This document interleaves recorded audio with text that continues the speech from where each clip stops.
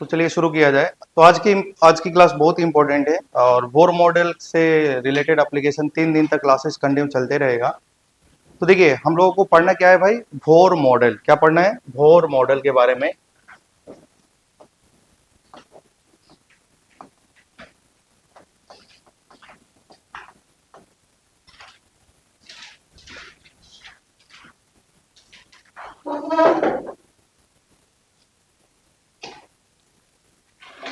चलिए पढ़ना है बोर एटॉमिक मॉडल। अच्छा बताइए, बोर एटॉमिक मॉडल पढ़ने से पहले क्या हम लोग कितने एटॉमिक मॉडल के बारे में, कितने एटॉमिक मॉडल होते हैं बताइए आप लोग? 4 एटॉमिक मॉडल होता है। पहला एटॉमिक मॉडल किसने दिया था भाई? जे जे थॉमसन ने दिया था। किसने दिया था? जे जे थॉमसन ने। जे जे थॉमसन ने किसके बारे में बताया? एटम का शेप के बारे में। एटम का स्ट्रक्चर कैसा होता है? स्फेरिकल होता है। उसके बाद हमारे कौन साइंटिस्ट है? रदरफोर्ड। रदरफोर्ड ने किसके बारे में बताया कि एटम के सेंटर पे न्यूक्लियस होता है। न्यूक्लियस के बारे में रदरफोर्ड ने बताया। और उसके बाद हमारा क्या है भाई? बोर मॉडल आया है ना। और बोर मॉडल आने से पहले उसमें दो कुछ पॉइंट आई थी। एक तो इलेक्ट्रोमैग्नेटिक थ्योरी आई थी, है ना, इलेक्ट्रोमैग्नेटिक थ्योरी आई थी, और एक प्लैंक्स क्वांटम थ्योरी आई थी। और दोनों थ्योरी से हमको ये कंक्लूड हुआ कि जो लाइट होता है उसका कैसा नेचर होता है बताइए?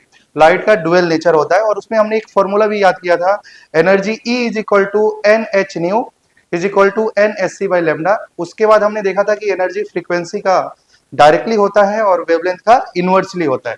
उसके बाद रदरफोर्ड के बाद हमने क्या भी देखा था भाई? रदरफोर्ड का 5 एप्लीकेशन भी देखा था। बताइए, radius of atom upon radius of nucleus का रेशियो कितना आ रहा था? 10⁵। Volume of atom upon volume of nucleus कितना आ रहा था? 10⁻15। और कोई भी न्यूक्लियस की जो रेडियस निकाला जाता था उसका एक फॉर्मूला था, R is equal to R not A की पावर 1/3 थी। और जिसमें आर नॉट क्या है बताइए? आर नॉट एक कांस्टेंट होता है जिसका वैल्यू 1.33 इंटू 10⁻15 मीटर होता है। उसके बाद हमने देखा था कि किसी भी न्यूक्लियस का जो डेंसिटी होता है, एनी न्यूक्लियस की जो डेंसिटी होती है वो कैसी होती है भाई? कांस्टेंट होती है। उसके बाद number of alpha particle deflected an angle theta.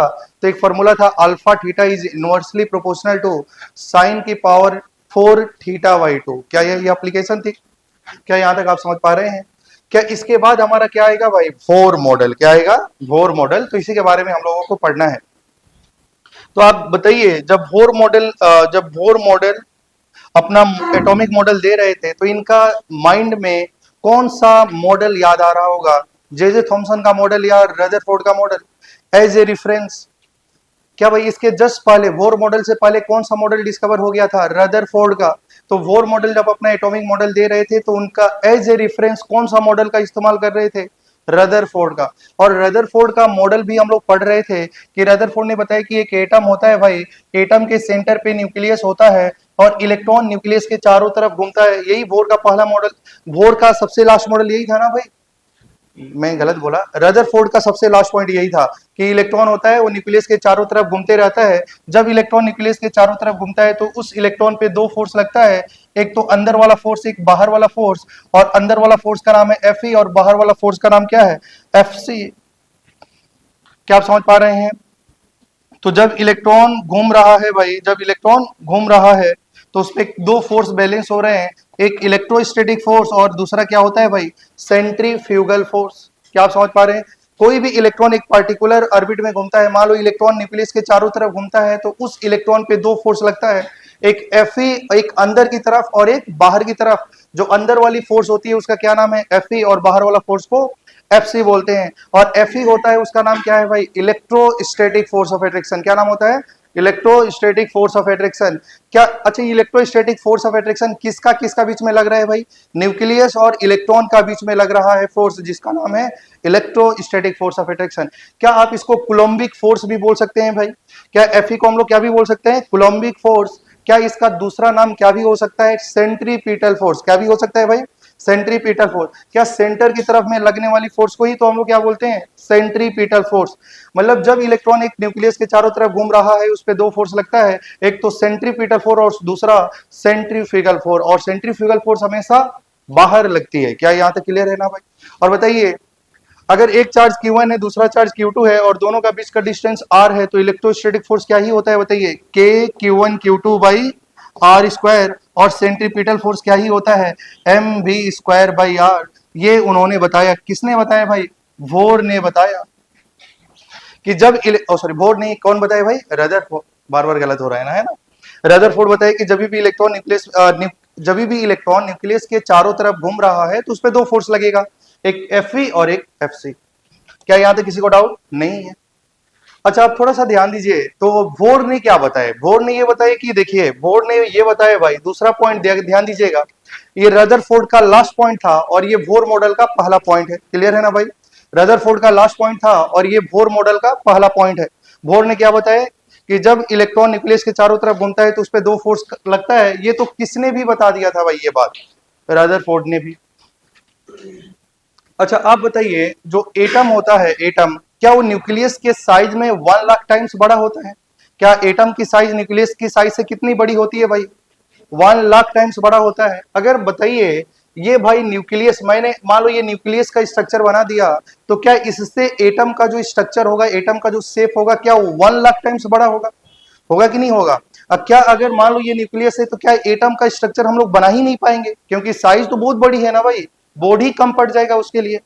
तो आप समझिए कि मान लीजिए ये हमारा न्यूक्लियस है, क्या है भाई, न्यूक्लियस है। तो अगर ये न्यूक्लियस है तो भाई इसके आसपास में तो इनफाइनाइट पॉइंट होगा भाई, इसके आसपास में क्या होगा, इनफाइनाइट पॉइंट होगा। ठीक है, समझ पा रहे हैं? देखिए, इनफाइनाइट पॉइंट हो सकता है, इसके आसपास में कितने पॉइंट हो सकते हैं, इनफाइनाइट पॉइंट हो सकते हैं। अच्छा देखिए, रदरफोर्ड ने बोला था कि इलेक्ट्रॉन न्यूक्लियस के चारों तरफ घूमता है, कैसे घूमता है, किस पाथ में घूमता है, उसके बारे में रदरफोर्ड ने कुछ भी नहीं बताया। रदरफोर्ड ने सिर्फ और सिर्फ यही बताया, इलेक्ट्रॉन न्यूक्लियस के चारों तरफ घूम रहा है, घूमता है, और जब इलेक्ट्रॉन घूमता है तो उस पर दो फोर्स लगता है, एक Fe और दूसरा Fc, बस इसी के बारे में बताया।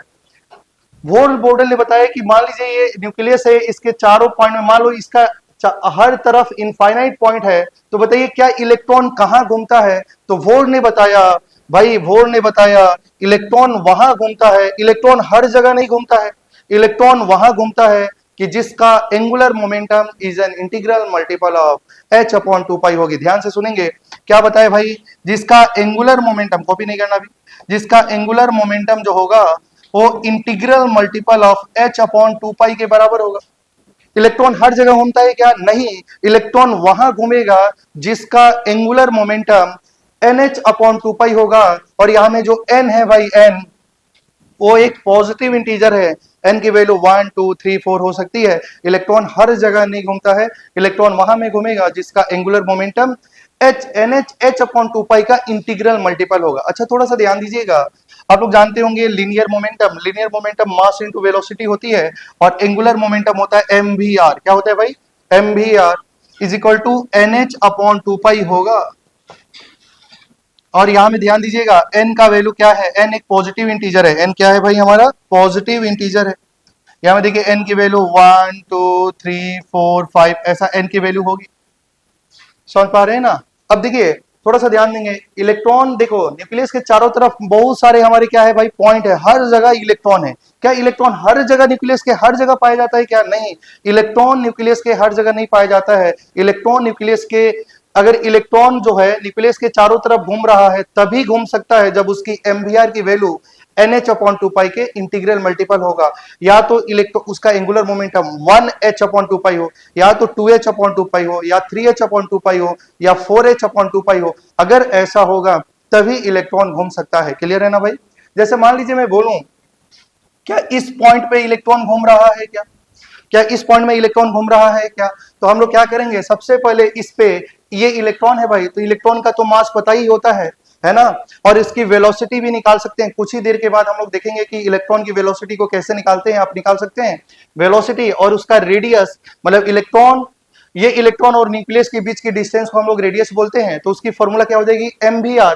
अगर उसकी वैल्यू भाई, अगर 1h/2 आ रही होगी, या 2h/2 आ रही होगी, या 3h/2 आ रही होगी, अगर ऐसा आ रहा है तो इसका मतलब इलेक्ट्रॉन उस पॉइंट पे घूमेगा। अगर मान लीजिए इसकी एंगुलर मोमेंटम कुछ ऐसी आ गई, थोड़ा सा ध्यान दीजिए, अगर उसकी एंगुलर मोमेंटम 1.5h/2 आ गया, अगर इसका एंगुलर मोमेंटम भाई फ्रैक्शन आ गया, इसका मतलब इलेक्ट्रॉन यहां नहीं पाया जाएगा। मतलब इलेक्ट्रॉन हर जगह नहीं होता है भाई, इलेक्ट्रॉन हर जगह नहीं होता है, इलेक्ट्रॉन वहां में होगा जिसका एंगुलर मोमेंटम h/2 का इंटीग्रल मल्टीपल होगा। ठीक है, जैसे आप थोड़ा सा समझने की कोशिश करिए। मान लीजिए हमारा क्या है भाई, न्यूक्लियस है, और ये सारे पॉइंट को एक साथ में कलेक्ट किया गया और सारे पॉइंट का एंगुलर मोमेंटम निकाला गया। हर पॉइंट का एंगुलर मोमेंटम आ रहा था 1h/2 पाई। ये सारे पॉइंट का एंगुलर मोमेंटम क्या आ रहा था भाई, 2h/2 पाई। और ये सारे पॉइंट का जो एंगुलर मोमेंटम आ रहा था वो क्या आ रहा था, 3h/2 पाई। यहां में निकाला गया, यहां में निकाला गया, मतलब ये इस पॉइंट पे जितने भी इलेक्ट्रॉन लाई कर रहे हैं उसका एंगुलर मोमेंटम कितना ही है, 1h/2 पाई। तो बोर ने क्या बोला कि इलेक्ट्रॉन न्यूक्लियस के चारों तरफ नहीं घूमता है।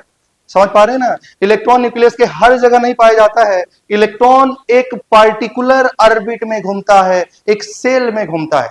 लेकिन रदरफोर्ड ने ये सेल के बारे में नहीं बताए थे। रदरफोर्ड ने सिर्फ यही बताया इलेक्ट्रॉन न्यूक्लियस के चारों तरफ घूमता है, कहां घूमता है, किस पाथ में घूमता है, उसके बारे में रदरफोर्ड ने नहीं बताया। लेकिन यही बात किसने बताया भाई, बोर मॉडल ने। बोर मॉडल बताया कि इलेक्ट्रॉन जो होता है वो न्यूक्लियस से एक प्रॉपर डिस्टेंस पे मिलता है। इलेक्ट्रॉन जो होता है न्यूक्लियस के ऑर्बिट में घूमता है। किसमें घूमता है भाई, ऑर्बिट में घूमता है, सेल में घूमता है। क्या समझ पा रहे हैं? और जब इलेक्ट्रॉन घूम रहा होता है, इलेक्ट्रॉन जब घूम रहा है, उसकी एंगुलर मोमेंटम एक फिक्स इंटीजर h/2 पाई का फिक्स इंटीग्रल मल्टीपल होता है।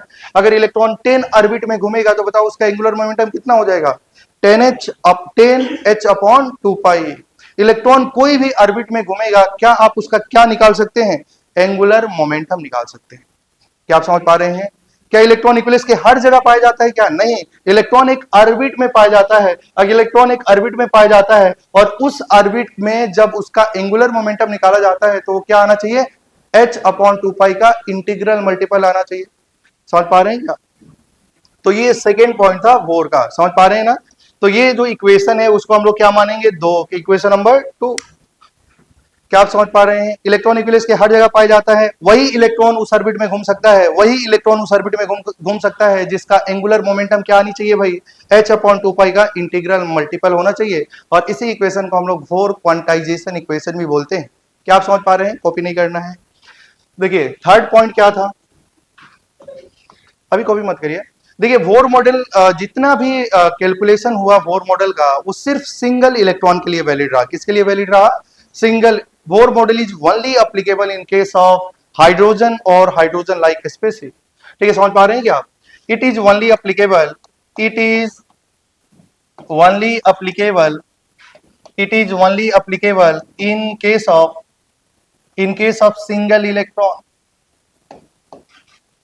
मतलब बोर मॉडल का जितना भी कैलकुलेशन है वो भाई सिंगल इलेक्ट्रॉन के लिए वैलिड रहा। किसके लिए वैलिड रहा, सिंगल। जिसका पास एक इलेक्ट्रॉन है तभी आप पूरा कैलकुलेशन कर सकते हैं। बोर मॉडल हमेशा किसके लिए वैलिड रहा, जिसके पास एक इलेक्ट्रॉन है। क्या बताइए, हाइड्रोजन के लिए वैलिड है?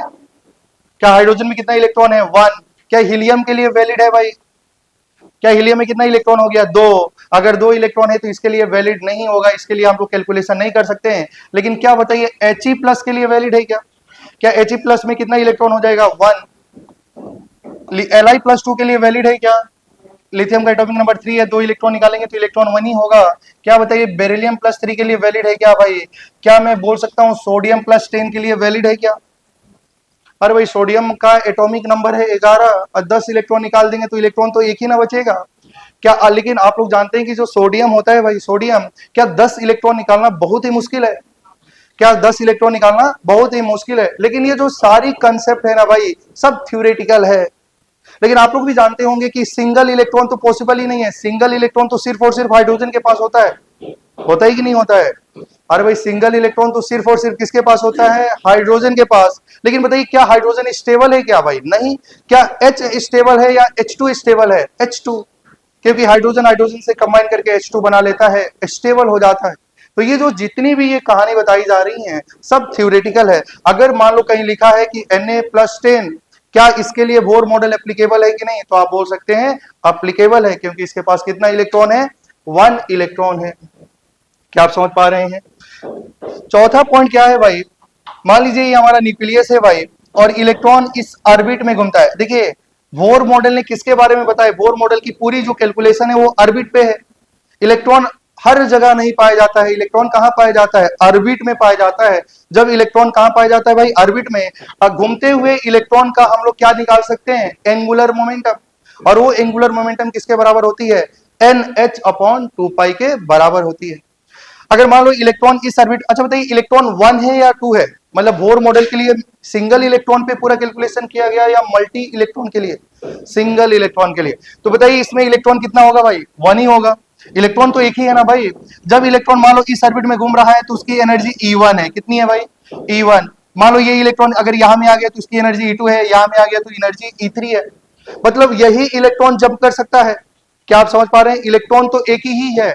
अभी मैं बताऊंगा इलेक्ट्रॉन एक है तभी इसका कैलकुलेशन सक्सेसफुल रहता है, अगर एक से ज्यादा इलेक्ट्रॉन है तो कहां गलती हो सकती है अभी बताया जाएगा। जैसे आप थोड़ा सा ध्यान दीजिए, अच्छा आप जो ये इलेक्ट्रॉन न्यूक्लियस के चारों तरफ घूम रहा है तो उस पर दो फोर्स लगता है, एक तो सेंटर की तरफ, एक सेंटर से बाहर की तरफ।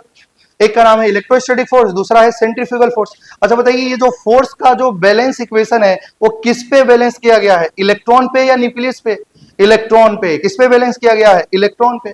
अच्छा मान लीजिए मैं मान लेता हूं कि इसमें मान लो 10 इलेक्ट्रॉन है, चलिए मान लो 2 इलेक्ट्रॉन है इस पे। जब भाई ये 2 इलेक्ट्रॉन होगा तो बताइए क्या ये इलेक्ट्रॉन और इलेक्ट्रॉन का बीच में रिपल्शन भी होगा, क्या ये फोर्स को हम लोग इक्वल कर सकते हैं, नहीं। क्या अंदर वाला फोर्स भी लगेगा, देखो इलेक्ट्रॉन और न्यूक्लियस के बीच में इलेक्ट्रोस्टैटिक फोर्स लगेगा, लेकिन इलेक्ट्रॉन इलेक्ट्रॉन का बीच में रिपल्सन फोर्स लगेगा। उस समय जब उसको कैलकुलेट किया जा रहा था तो इक्वेशन बहुत ही कॉम्प्लिकेटेड हो गई। क्या आप समझ पा रहे हैं क्या, ये तब इक्वेशन वैलिड नहीं रहेगा, क्योंकि उसमें बहुत सारा फोर्स लगने लगेगा, एक तो अंदर की तरफ में, एक इलेक्ट्रॉन इलेक्ट्रॉन का बीच में रिपल्सन, एक बाहर की तरफ में। तो जो इक्वेशन बनाया गया वो क्या हो गया, बहुत ही कॉम्प्लिकेटेड हो गया। क्वेश्चन को सॉल्व करना बहुत मुश्किल हो रहा था, इक्वेशन को सॉल्व करना या पढ़ना बहुत मुश्किल हो रहा था। इसलिए बोर मॉडल ने सिर्फ और सिर्फ किसके लिए अपना रूल दिया, सिंगल इलेक्ट्रॉन के लिए। जब एक इलेक्ट्रॉन होगा तो हम लोग ये बोल सकते हैं कि centripetal force is equal to centrifugal force. क्या आप समझ पा रहे हैं, मल्टी इलेक्ट्रॉन होगा तो रिपल्सन हो सकता है कि नहीं हो सकता है, हो सकता है। इसलिए बोर मॉडल का जो कैलकुलेशन है भाई, बोर मॉडल का जो कैलकुलेशन है वो सिर्फ और सिर्फ सिंगल इलेक्ट्रॉन के लिए है। क्या यहां तक किसी को डाउट नहीं। देखिए मैंने बोला कि इलेक्ट्रॉन तो एक ही है भाई। अगर इलेक्ट्रॉन मान लो इस इलेक्ट्रॉन अगर इस ऑर्बिट में घूम रहा है, इस ऑर्बिट में घूम रहा है तो उसकी एनर्जी कितनी है, E1। अगर मान लो इलेक्ट्रॉन जंप करके यहां में घूमेगा तो उसकी एनर्जी कितनी है, E2। और यहां में घूम रहा है तो उसकी एनर्जी E3 है। तो थोड़ा सा ध्यान दीजिएगा, जो एनर्जी होती है ना, ऑर्बिट की जो एनर्जी होती है वो फिक्स होती है। इलेक्ट्रॉन जब एक पार्टिकुलर ऑर्बिट में घूम रहा है तो ना तो वो एनर्जी एब्जॉर्ब करता है ना तो एनर्जी रिलीज करता है। मतलब इस ऑर्बिट की एनर्जी क्या होती है भाई, कांस्टेंट होती है। हर एक ऑर्बिट का अपना एनर्जी क्या होती है भाई, कांस्टेंट होती है। अगर मान लो मैं बोल, अच्छा इसका मतलब ये नहीं है कि E1 का वैल्यू, E2 का वैल्यू, E3 का वैल्यू बराबर होगा, बराबर नहीं होगा भाई। अगर इलेक्ट्रॉन इस ऑर्बिट में घूम रहा है तो E1 का वैल्यू कांस्टेंट होगा, अगर इलेक्ट्रॉन इस ऑर्बिट में घूम रहा है तो E2 का भी वैल्यू कांस्टेंट होगा। अगर मान लो इलेक्ट्रॉन यहां में आ गया, अगर वो थर्ड ऑर्बिट में घूम रहा है तो उसकी एनर्जी कांस्टेंट रहेगी। समझ पा रहे हैं क्या, देखो हर ऑर्बिट की एनर्जी कांस्टेंट होती है, इलेक्ट्रॉन अपना हिसाब से घूमते रहता है। क्लियर है ना भाई। E1 की एनर्जी, E1 एनर्जी आप जब और आगे पढ़ेंगे तो बताया जाएगा कि जो E1 ऑर्बिट है, फर्स्ट ऑर्बिट है, उसकी एनर्जी -13.6 होती है, सेकेंड ऑर्बिट की एनर्जी -3.4 होती है, थर्ड ऑर्बिट की एनर्जी -1.51 होती है। मतलब हर एक ऑर्बिट का एनर्जी कांस्टेंट होता है। मैं बोल सकता हूं, अच्छा बताइए क्या ये सब बराबर होता है क्या, नहीं, बराबर नहीं होता है। हर ऑर्बिट की एनर्जी कांस्टेंट होती है। अगर एनर्जी की हर एक ऑर्बिट की एनर्जी कांस्टेंट है तो इसको हम लोग क्या भी बोल सकते हैं, इस ऑर्बिट को हम लोग बोल सकते हैं एनर्जी लेवल, या हम लोग बोल सकते हैं स्टेशनरी ऑर्बिट। मतलब इस ऑर्बिट की एनर्जी कांस्टेंट है। अच्छा बताइए यहाँ में n का वैल्यू क्या है, n को हम लोग यहाँ में क्या भी बोलते हैं भाई, सेल नंबर। क्या बोलते हैं, सेल नंबर। क्या बोल सकते हैं, ऑर्बिट नंबर, या इसको हम लोग क्या बोल सकते हैं, एनर्जी लेवल, या स्टेशनरी ऑर्बिट। क्योंकि भाई देखो ऑर्बिट की एनर्जी क्या होती है बताइए, ऑर्बिट की एनर्जी फिक्स होती है, फिक्स होती है तो उसको हम लोग क्या बोलते हैं, स्टेशनरी ऑर्बिट। मतलब ऑर्बिट की एनर्जी फिक्स होती है तो क्या नाम दिया जाता है, स्टेशनरी ऑर्बिट। क्या आप समझ पा रहे हैं, मैं एक बार रिवाइज करा दूं जल्दी, थोड़ा सा ध्यान दीजिए। पहला बोर मॉडल क्या है भाई, बोर मॉडल ने बोला, ये तो हमारा रदरफोर्ड भी बोल चुके थे कि एक हमारा एटम होता है, एटम के सेंटर पे न्यूक्लियस होता है। जब इलेक्ट्रॉन न्यूक्लियस के चारों तरफ घूमता है तो उस पे दो फोर्स लगता है, एक तो अंदर वाला फोर्स, एक तो बाहर वाला फोर्स। मतलब centripetal force is equal to centrifugal force. Electron पे फोर्स क्या होता है भाई, बैलेंस होता है। तो ये इक्वेशन आया, बोलो क्लियर है ना भाई। अच्छा रदरफोर्ड ने बोले थे कि इलेक्ट्रॉन जो होता है वो न्यूक्लियस के चारों तरफ घूमता है, किस पाथ में घूमता है, कैसे घूमता है, उसके बारे में उन्होंने नहीं बताया, लेकिन उन्होंने जरूर बताया कि इलेक्ट्रॉन न्यूक्लियस के चारों तरफ तो घूमता है, लेकिन जब इलेक्ट्रॉन घूम रहा होता है तो उस पर दो फोर्स बैलेंस होती है। इलेक्ट्रॉन कहां घूमता है उसके बारे में नहीं बताए, तो कौन बताया भाई? बोर बताया। कौन बताए? बोर मॉडल बताए। बोर मॉडल बताए कि इलेक्ट्रॉन हर जगह नहीं घूमता है, इलेक्ट्रॉन वहां घूम सकता है जिसका एंगुलर मोमेंटम क्या होना चाहिए भाई? इंटीग्रल मल्टीपल होना चाहिए। अगर इलेक्ट्रॉन फर्स्ट ऑर्बिट में घूम रहा है तो उसका एंगुलर मोमेंटम 1h/2π होगा, सेकंड ऑर्बिट में घूम रहा है तो 2h/2π होगा, अगर वो 10th ऑर्बिट में घूम रहा है तो उसका एंगुलर मोमेंटम 10h/2π होगा। अगर किसी ऑर्बिट का एंगुलर मोमेंटम निकाला गया और वो फ्रैक्शन आ गया, इसका मतलब इलेक्ट्रॉन उस ऑर्बिट में नहीं घूमेगा। क्या आप समझ पा रहे हैं? और यहाँ में जो n होती है वो पॉजिटिव इंटीजर होती है, उसकी वैल्यू 1 2 3 4 5 हो सकती है, और यही n को हम लोग बोलते हैं सेल नंबर। क्या बोर ने पहली बार बताया? सेल ऑर्बिट के बारे में बताया। बोर ने किसके बारे में बताया? ऑर्बिट के बारे में। इलेक्ट्रॉन कहां घूमता है? तो आप बोलेंगे ऑर्बिट में घूमता है। कहां में घूमता है? ऑर्बिट में घूमता है। और ये ऑर्बिट का शेप कैसा होता है? सर्कुलर। कैसा होता है भाई? सर्कुलर। एटम का स्ट्रक्चर कैसा होता है? स्फेरिकल। ऑर्बिट का शेप सर्कुलर। क्या समझ पा रहे हैं क्या आप? और यही एल का नाम है सेल नंबर, ऑर्बिट नंबर। और हर एक ऑर्बिट की एनर्जी होती है फिक्स, तो नाम हो जाता है एनर्जी लेवल, या आप इसको क्या भी बोल सकते हैं? Stationery orbit. और बोर मॉडल का जितना भी कैलकुलेशन है वो सिर्फ किसके लिए वैलिड है? सिंगल इलेक्ट्रॉन के लिए। किसके लिए भाई? सिंगल इलेक्ट्रॉन के लिए। जिसके पास एक इलेक्ट्रॉन है उसी के लिए आप सब कुछ अप्लाई कर सकते हैं। जितना भी फॉर्मूला हम लोग पढ़ेंगे, जिनका इनका एप्लीकेशन होगा, वो सिर्फ और सिर्फ सिंगल इलेक्ट्रॉन के लिए वैलिड है। और फोर्थ पॉइंट क्या हो? फोर्थ पॉइंट क्या है बताइए? कोई भी इलेक्ट्रॉन एक पार्टिकुलर ऑर्बिट में घूम रहा है तो ना तो एनर्जी एब्जॉर्ब करेगा ना तो एनर्जी इमिट करेगा। इलेक्ट्रॉन जिस पाथ में घूम रहा है उसी पाथ में जिंदगी भर घूमते रहेगा। मतलब हर एक ऑर्बिट की एनर्जी क्या होती है? कांस्टेंट होती है। क्या आप समझ पा रहे हैं? तो यही है बोर का मॉडल। क्या आप कॉपी करना चाहेंगे? आप ये पहला पॉइंट लिख लीजिए, उसके बाद दूसरा पॉइंट में मैं लिखा देता हूं। फर्स्ट पॉइंट पे समझ में ही आ रहा होगा आपको, है ना? तो लिखिए out of infinite circular path. Out of infinite circular path. क्या ये फर्स्ट पॉइंट कॉपी हो गई भाई? हो गई? क्या यहाँ तक कोई भी स्टूडेंट को अगर थोड़ा भी डाउट होगा? देखिए सब बकवास वाली बात है। अभी तक हमने केवल एक ही पॉइंट पढ़ा कि इलेक्ट्रॉन वही घूमेगा जिसका एंगुलर मोमेंटम क्या होगा भाई? h/2π का इंटीग्रल मल्टीपल होना चाहिए। कहानी बहुत है, लेकिन जो इंपॉर्टेंट वाली बात एक ही है कि इलेक्ट्रॉन हर जगह घूमेगा नहीं। इलेक्ट्रॉन वहां में घूमेगा जिसका एंगुलर मोमेंटम या तो 1h/2π है, या 2h/2π है, या 3h/2π है। समझ पा रहे हैं? एन क्या है बताइए? एन सेल नंबर है, ऑर्बिट नंबर है, एनर्जी लेवल है, स्टेशनरी ऑर्बिट है। क्लियर है ना? मुझे लग रहा है कि अभी तक आप तो पहला वाला कॉपी कर चुके होंगे, है ना? तो लिखिए सेकेंड पॉइंट में भाई, out of infinite circular path, out of infinite circular path, out of infinite circular path, electron revolves in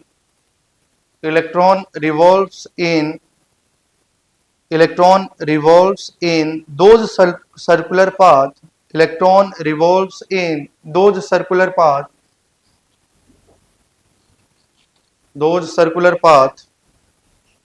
in which its angular momentum is integral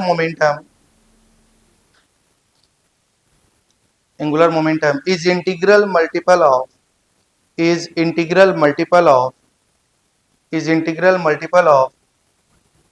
h/2π, integral multiple of h/2π। क्या आप समझ पा रहे हैं? ठीक है, कॉपी कर लीजिए भाई। और हम लोग ज्यादा डिफिनीशन पे विश्वास नहीं करेंगे, ठीक है? ठीक है, तो ये लिख सकते हैं आप। यहां में लिख सकते हैं the energy of electron in particular orbit is constant. और आप लोग जानते होंगे इसी का नाम, हम लोग इस ऑर्बिट का नाम क्या बोलते हैं? KLM, है ना? KLM।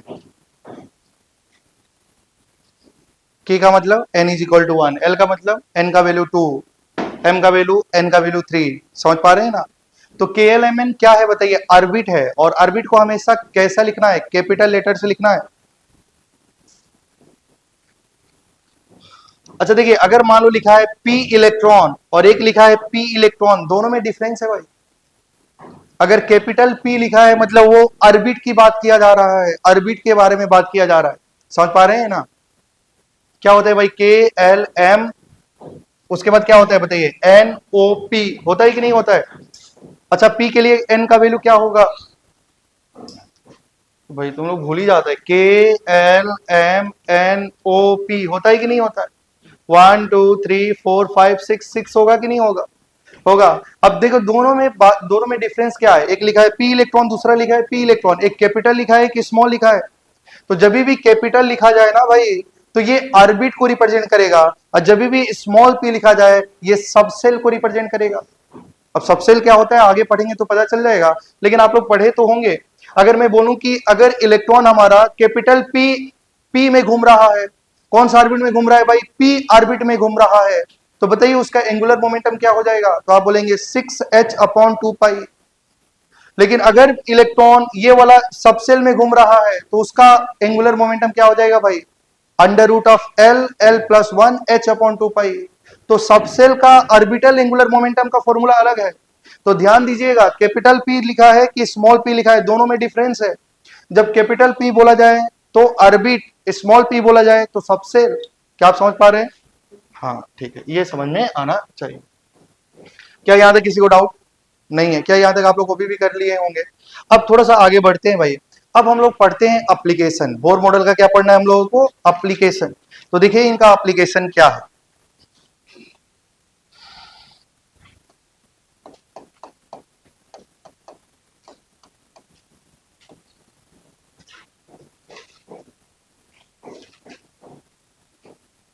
ठीक है, तो अब हम लोग रेडियस भी निकालेंगे। कोई भी इलेक्ट्रॉन एक पार्टिकुलर ऑर्बिट में घूम रहा है तो उसकी रेडियस क्या है, उसकी वेलोसिटी क्या है, उसकी एनर्जी क्या है, ये इसके हम लोग कैलकुलेट करने वाले हैं। तो थोड़ा सा ध्यान दीजिएगा। आप लोग तो जानते हैं ना भाई, एक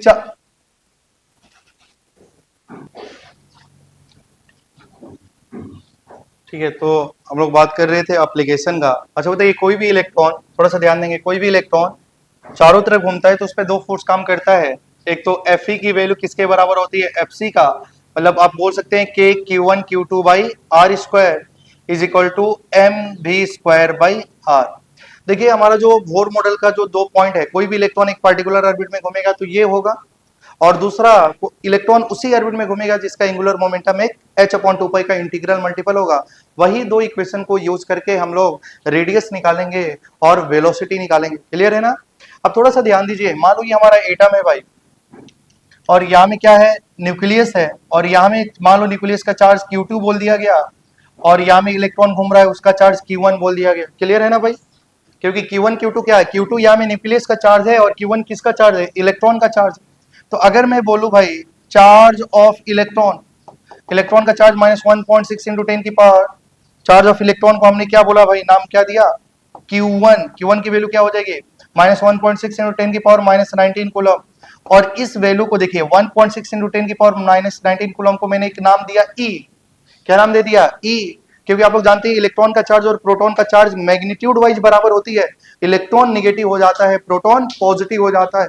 देखो यहाँ में माइनस है तो माइनस, और 1.6 इंटू 10 की पावर -19 कूलम को मैंने क्या नाम दिया भाई, E। तो बताइए इलेक्ट्रॉन का चार्ज कितना हो गया, -E। अच्छा Q1 का वैल्यू कितना हो गया, -E। अच्छा बताओ Q2 की चार्ज निकालना है, चार्ज ऑन Q2। Q2 क्या है भाई, न्यूक्लियस, और न्यूक्लियस में क्या होता है भाई, प्रोटॉन और न्यूट्रॉन। और आप लोग जानते हैं कि प्रोटॉन एक पॉजिटिवली चार्ज पार्टिकल होती है ना, और न्यूट्रॉन का चार्ज कैसा होता है, न्यूट्रल। तो बताइए न्यूक्लियस में जो चार्ज होता है वो किसका वजह से होता है, प्रोटॉन का वजह से। किसका वजह से होता है, प्रोटॉन का वजह से होता है। अगर मैं बोलूं भाई, थोड़ा सा ध्यान देना है, क्या एक प्रोटॉन का चार्ज कितना होता है, एक प्रोटॉन का चार्ज 1.6 इंटू 10 की पावर -19 कूलम। अगर मैं बोलूं कि एक प्रोटॉन का चार्ज E है, तो Z प्रोटॉन का चार्ज क्या हो जाएगा, Z इंटू E। जैसे आप थोड़ा सा ध्यान दीजिएगा भाई, पहले समझ लेंगे। मान लो ये हमारा क्या है भाई, प्रोटॉन है, मतलब ये न्यूक्लियस है और न्यूक्लियस में प्रोटॉन है, और चार्ज ऑफ, थोड़ा सा ध्यान देंगे, चार्ज ऑफ वन प्रोटॉन क्या होता है, 1.6 इंटू 10 की पावर -19 कूलम। और इसका वैल्यू को मैंने क्या नाम लिखा है भाई, E। मतलब एक प्रोटॉन का चार्ज क्या है भाई, E। समझ पा रहे हैं क्या? अगर मैं बोलूं हीलियम में कितना होगा, बताइए हीलियम में, हीलियम का प्रोटॉन मतलब हीलियम का न्यूक्लियस में चार्ज निकालना है। समझ पा रहे हैं क्या? अच्छा बताइए, क्या हीलियम के लिए वैलिड है या He+ के लिए वैलिड है? He+ के लिए वैलिड है। और बताइए, हीलियम का एटॉमिक नंबर 2 है, तो इसमें कितने प्रोटॉन होंगे भाई? 2 प्रोटॉन होगा कि नहीं होगा? क्या एटॉमिक नंबर 2 है और प्रोटॉन भी कितना हो जाएगा? 2 होगा। और एक प्रोटॉन का चार्ज E है, तो 2 प्रोटॉन का चार्ज कितना ही हो जाएगा? 2E। क्या आप समझ पा रहे हैं क्या? अगर मैं बोलूं भाई सोडियम, सोडियम का एटॉमिक नंबर 11 है, तो न्यूक्लियस में कितने प्रोटॉन होंगे? 11। 11 प्रोटॉन होगा कि नहीं होगा? और एक प्रोटॉन का चार्ज E है, तो 11 प्रोटॉन का चार्ज 11 टाइम्स E होगा कि नहीं होगा? क्या समझ पा रहे हैं क्या? तो अगर मैं बोलूं कि चार्ज, देखो, चार्ज ऑन Q2, क्या चार्ज ऑन Q2 Z/E होगा? क्योंकि अब बताओ, सोडियम का प्रोटॉन का चार्ज क्या है? 11 ही। 11 तो क्या उसका एटॉमिक नंबर ही तो है। क्या भाई, जितना एटॉमिक नंबर है उतना ही प्रोटॉन होगा। अगर एटॉमिक नंबर Z है तो प्रोटॉन भी Z होगा, और एक प्रोटॉन का चार्ज E है, तो टोटल न्यूक्लियस का चार्ज कितना हो जाएगा? Z/E। क्या आप समझ पा रहे हैं क्या? ठीक है भाई, तो थोड़ा सा ध्यान दीजिएगा कि बताइए, आपने Q2 की वैल्यू भी निकाल लिया Ze, और Q1 का वैल्यू भी निकाल लिया -E, है ना? अब इसमें फॉर्मूला में पुट करते हैं, ये फॉर्मूला में हम लोग पुट करते हैं, ठीक है।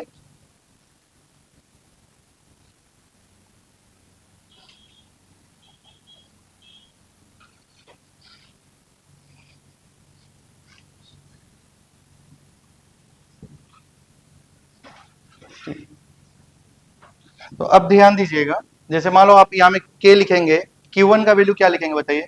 Q1 का वैल्यू -E, और Q2 का value ZE divide by R² is equal to mv² r लिखेंगे ना भाई? तो यहां से क्या हो जाएगा बताइए?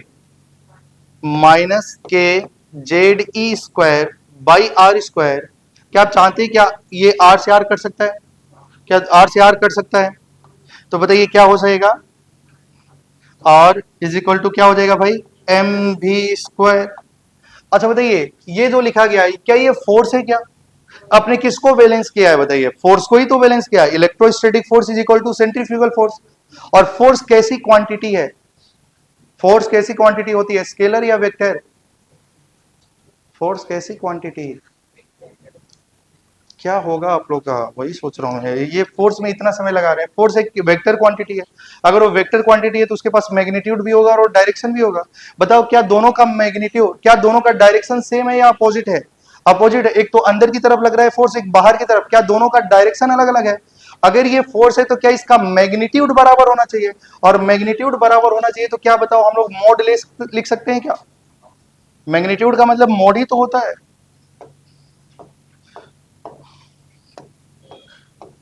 क्या आप समझ पा रहे हैं क्या? और किसी का अंदर में निगेटिव है, उसका मॉडुलस हमेशा कैसी होती है? पॉजिटिव। तो क्या आप बोल सकते हैं KZD² by R is equal to mv²। क्या इसको इक्वेशन नंबर 1 मानना है? क्या आप समझ पा रहे हैं क्या? माइनस क्यों हटा? क्योंकि फोर्स है भाई, फोर्स एक वेक्टर क्वांटिटी है। वेक्टर क्वांटिटी है तो उसमें मैग्नीट्यूड भी होगा और डायरेक्शन भी होगा। और डायरेक्शन है अपोजिट, तो उसका मैग्नीट्यूड को मैंने बराबर कर दिया, और मैग्नीट्यूड का मतलब मोड। क्लियर है ना? तो यहां तक किसी को डाउट नहीं है। अब देखिए, थोड़ा सा ये फोर्स, ये याद रखना ये याद रखना पड़ेगा आपको फॉर्मूला। क्या कोई भी इलेक्ट्रॉन एक न्यूक्लियस के चारों तरफ घूम रहा है, तो उस पे जो Fe और Fc बराबर हो रहा है, तो KZD² by R is equal to mv² होगा। क्या आप समझ पा रहे हैं? और आप लोग ये भी जानते हैं कि इलेक्ट्रॉन घूम रहा होता है तो उसका एंगुलर मोमेंटम mv², क्या mvr इज इक्वल टू क्या होता है बताइए? mvr is equal to nh upon 2 pi. आप इस इक्वेशन 2, ये मिल गया इक्वेशन नंबर 1 और ये मिल गया इक्वेशन नंबर 2, और ये दोनों इक्वेशन का इस्तेमाल करके आपको रेडियस को निकालना है और वेलोसिटी को भी निकालना है। थोड़ा सा ध्यान दीजिएगा।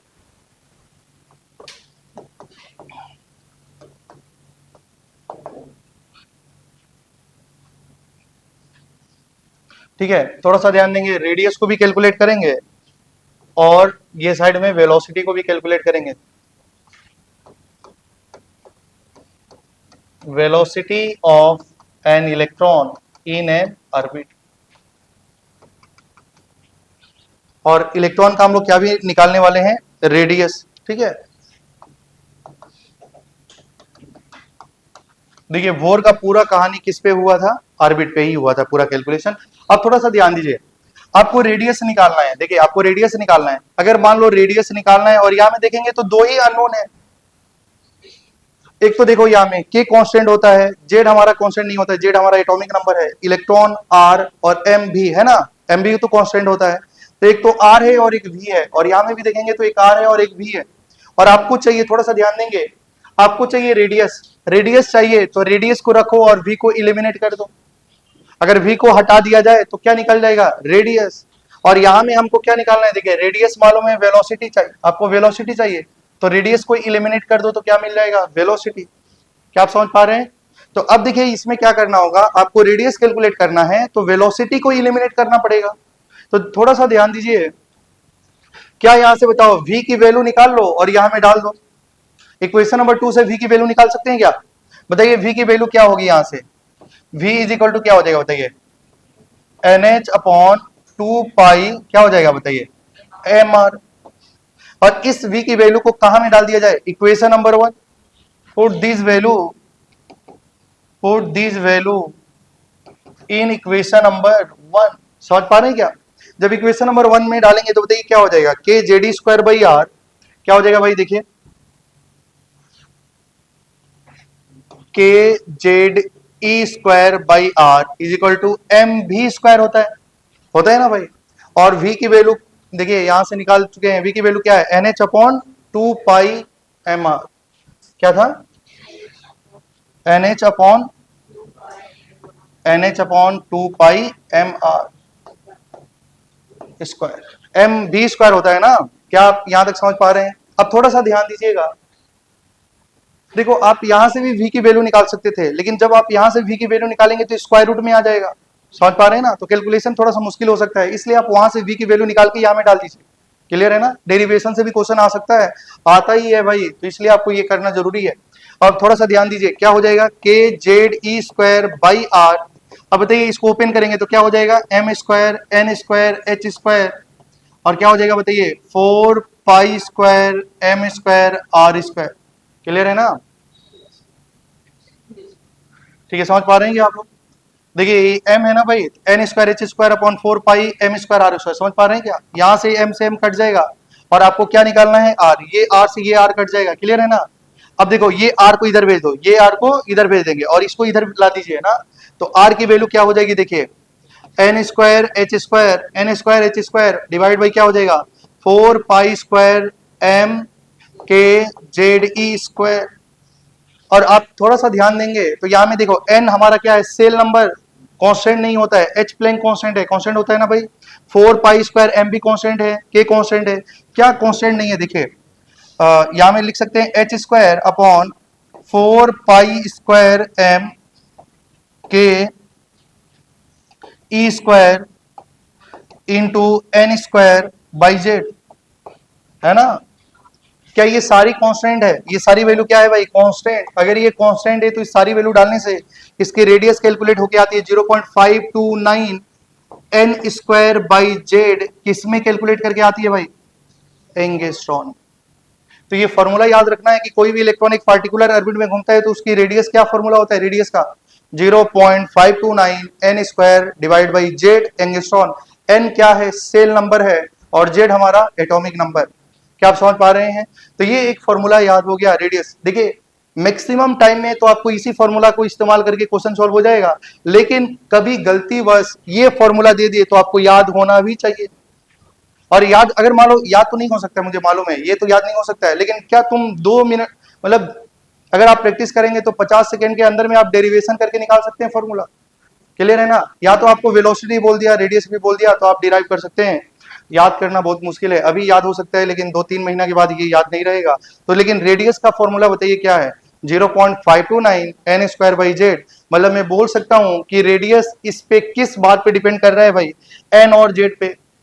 किस पे डिपेंड कर रहा है, एन पे जेड पे। तो आप यहां से बोल सकते हैं कि जो रेडियस होगा वो directly proportional to N square by Z. बोल सकते हैं radius is directly proportional to N square by Z. क्या लास्ट में दिखाई दे रही है क्या ये?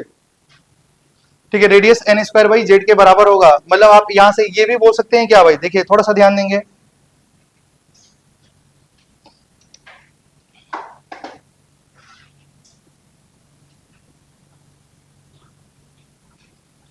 ठीक है, तो यहां से ध्यान दीजिएगा, तो r is directly proportional to N square by Z, मतलब मैं लिख सकता हूं r1 बाई r2 की value n1 square upon n2 square into z2 by z1 लिखा जा सकता है। क्योंकि देखो r जो है वो n का डायरेक्टली है और z का इनवर्सली है, तो अगर दो रेडियस का रेशियो निकाला जाएगा तो ऐसा ही आ जाएगा। क्लियर है ना भाई? अब थोड़ा सा ध्यान दीजिए, रेडियस तो निकल गया, अब हमको क्या निकालना है? वेलोसिटी। अगर वेलोसिटी चाहिए तो क्या करना पड़ेगा? रेडियस को एलिमिनेट करना पड़ेगा, तो वेलोसिटी आ जाएगी, है ना? तो अब आप क्या करेंगे भाई, थोड़ा सा ध्यान दीजिए, इस फॉर्मूला में हम लोग क्या करने वाले हैं, यहां से देखिए, क्या r की वैल्यू निकाल सकते हैं और r की वैल्यू को यहां में डाल सकते हैं, तो क्या निकल जाएगा हमारा? वेलोसिटी। आपने पहले क्या किया? वेलोसिटी की वैल्यू को डाले थे, अब r की वैल्यू को डालना है। अच्छा, आप यहां से बताइए r की वैल्यू क्या आ जाएगी, थोड़ा सा आप यहां से बताइए, r की वैल्यू हो जाएगी NH अपॉन 2 पाई एम भी, हो जाएगा कि नहीं? तो देखिए यहां में r की वैल्यू क्या आ रही है हमारी, r की वैल्यू थोड़ा बताइए क्या आ रहा था? NH अपॉन 2 पाई एम भी, है ना? अब पहला इक्वेशन हमारा क्या था भाई, अगर आपको याद होगा तो k Z e square by r is equal to m v square, है ना? तो अब क्या करना है, r की वैल्यू को यहां में डाल दीजिए, तो क्या निकल जाएगा? वेलोसिटी। तो चलिए डाल देते हैं, बताइए तो क्या हो जाएगा। देखिए k Z e square by r, r का वैल्यू क्या है? NH, और नीचे में क्या होगा? 2 पाई एम भी, लेकिन नीचे में तो जाके ऊपर क्रॉस हो जाएगा, 2 पाई एम भी। क्लियर है ना भाई? इज इक्वल टू क्या हो जाएगा? M v square.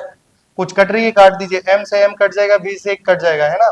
तो बताइए यहां से v की वैल्यू क्या आ गई भाई? v की वैल्यू आ गई, v की वैल्यू क्या हो गई? k Z e square into 2 pi divide by n h. इसमें क्या क्या कांस्टेंट है बताइए, सब क्या क्या वेरिएबल है बताइए? जेड और एन, बाकी सब तो कांस्टेंट है, तो इसकी वैल्यू डाला गया तो वेलोसिटी आ गई 2.18 इंटू 10 की power 6 Z by n metre per second. क्या समझ पा रहे हैं क्या? और यहां में आप बताइए वेलोसिटी जो है वो किसका डायरेक्टली है भाई? जेड बाई एन का। तो क्या लिखा जा सकता है? v1 by v two is equal to z1 by z2 into n2 by n1। क्या आप समझ पा रहे हैं? तो कोई भी इलेक्ट्रॉन एक पार्टिकुलर ऑर्बिट में घूमता है तो उसकी वेलोसिटी भी फिक्स होती है, और वो वेलोसिटी कितनी आती है बताइए? 2.18 इंटू 10 की पावर 6 जेड बाई एन। आप थोड़ा सा ध्यान दीजिए, अभी तक आपने 3 फॉर्मूला पढ़ा, क्या क्या पढ़ा? कि कोई भी इलेक्ट्रॉन एक पार्टिकुलर ऑर्बिट में घूमता है तो उसका एंगुलर मोमेंटम क्या होता है भाई? एच एन एच अपॉन 2 पाई। तो बताइए वहां में जो एंगुलर मोमेंटम थी वो किस बात पे सिर्फ और सिर्फ डिपेंड कर रही थी? क्या m v r is equal to N h upon 2 pi वो सिर्फ और सिर्फ सेल नंबर पे डिपेंड करता है? एंगुलर मोमेंटम सिर्फ और सिर्फ सेल नंबर पे डिपेंड करता है, लेकिन हमने रेडियस और वेलोसिटी को निकाला। क्या रेडियस और वेलोसिटी में जेड बाई एन या एन बाई जेड आ रहा है क्या? क्या यहाँ में देखो n square by Z, n भी आया जेड भी आया, और यहाँ में भी जेड भी आया और एन भी आया। मैं बोल सकता हूँ कि हमारा जो रेडियस और वेलोसिटी होती है वो दो चीज पे डिपेंड करती है, पहला तो जेड और दूसरा तो एन। क्या हमारा जो रेडियस होता है वो सेल नंबर पे भी डिपेंड करता है और एटॉमिक नंबर पे भी डिपेंड करता है, वेलोसिटी भी सेम, लेकिन हमारा एंगुलर मोमेंटम सिर्फ और सिर्फ किस पे डिपेंड करता है? सेल नंबर पे डिपेंड करता है। कॉपी कर लीजिए।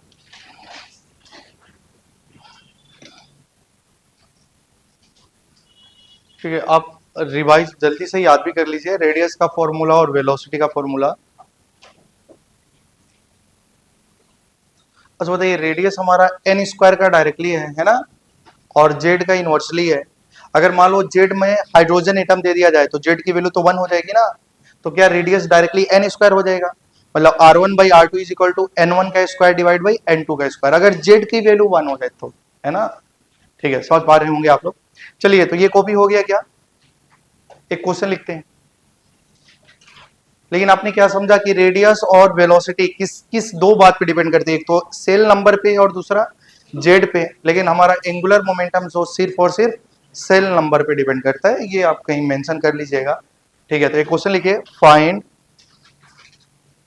Radius ratio, find radius ratio of find radius ratio of fourth and second orbit, fourth and second orbit of He plus. Find the radius ratio of fourth and second orbit of He plus atom. He plus atom. ठीक है, हमारा कौन सा atom दिया गया है? He plus atom दिया है, He प्लस, और इसका रेडियस रेशियो निकालना है। कौन कौन सा ऑर्बिट का? एक तो फोर्थ का और दूसरा सेकेंड ऑर्बिट का रेडियस का रेशियो निकालना है। अच्छा बताइए, इसके लिए जेड की वैल्यू क्या ही हो जाएगी? हाइड्रोजन हीलियम, जेड की वैल्यू तो 2 ही हो जाएगी। लेकिन जब रेशियो निकालेंगे तो क्या रेडियस का, तो यही फॉर्मूला है भाई रेडियस का, 0.529 into N square by Z है ना। आप थोड़ा सा ध्यान देंगे, इसका मतलब रेडियस जो होगा वो directly proportional to N square by Z ही तो होगा,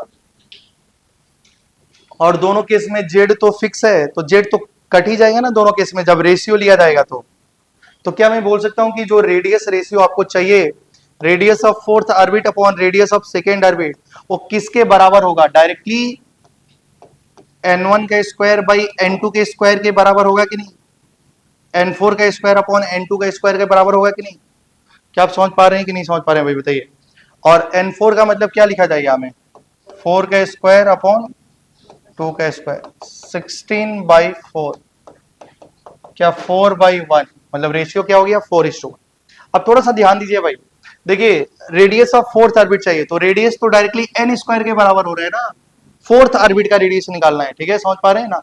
तो यहाँ में fourth orbit divide by second orbit, क्योंकि जेड तो दोनों केस में तो कट ही जाएगा ना, नीचे से भी जेड, क्योंकि इसके दोनों में जेड तो क्या ही है? He प्लस है, तो नीचे से जेड कट जाएगा, तो डायरेक्टली आप ये फॉर्मूला को यूज करके आप निकाल सकते हैं। नहीं समझ में आया? क्योंकि नीचे में जो जेड आएगा वो कट जाएगा भाई। देखिए थोड़ा सा ध्यान देंगे, अगर आप ऐसे करते रेडियस ऑफ फोर्थ ऑर्बिट निकालते और रेडियस ऑफ सेकेंड ऑर्बिट, तो देखिए फॉर्मूला तो क्या ही आता, आप बोलते 0.529, ये सब नहीं करना था भाई। और फोर्थ ऑर्बिट मतलब n की वैल्यू 4 और z की वैल्यू क्या ही थी 2, और यहाँ में क्या हो जाएगा 0.529, और सेकेंड ऑर्बिट मतलब n की वैल्यू 2 और नीचे भी 2, तो देखिए ये 2 से ये 2 कट जाएगा, ये नंबर से ये नंबर कट जाएगा, वही तो बचेगा 4 का स्क्वायर डिवाइड बाई 2 का स्क्वायर। क्या आप समझ पा रहे हैं क्या? तो आप डायरेक्टली यही में डायरेक्टली कर देना है, 4 का स्क्वायर डिवाइड बाई 2 का स्क्वायर, ठीक है, क्योंकि बाकी ये सब कांस्टेंट है, और जेड तो दोनों का रेडियस रेशियो निकालना था और जेड एक ही था, तो कट ही जाएगा जब डिवाइड होगा तो, ठीक है। तो एन का वैल्यू को डायरेक्टली पुट करके सॉल्व कर लेना था। दूसरा question,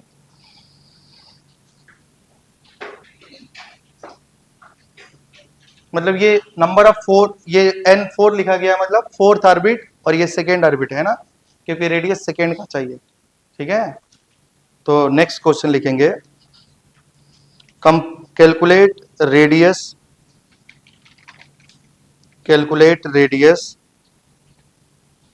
coma diameter comma circumference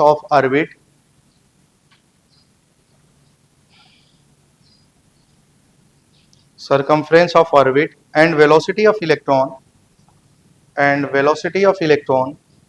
calculate radius diameter circumference of orbit and velocity of electron in third orbit of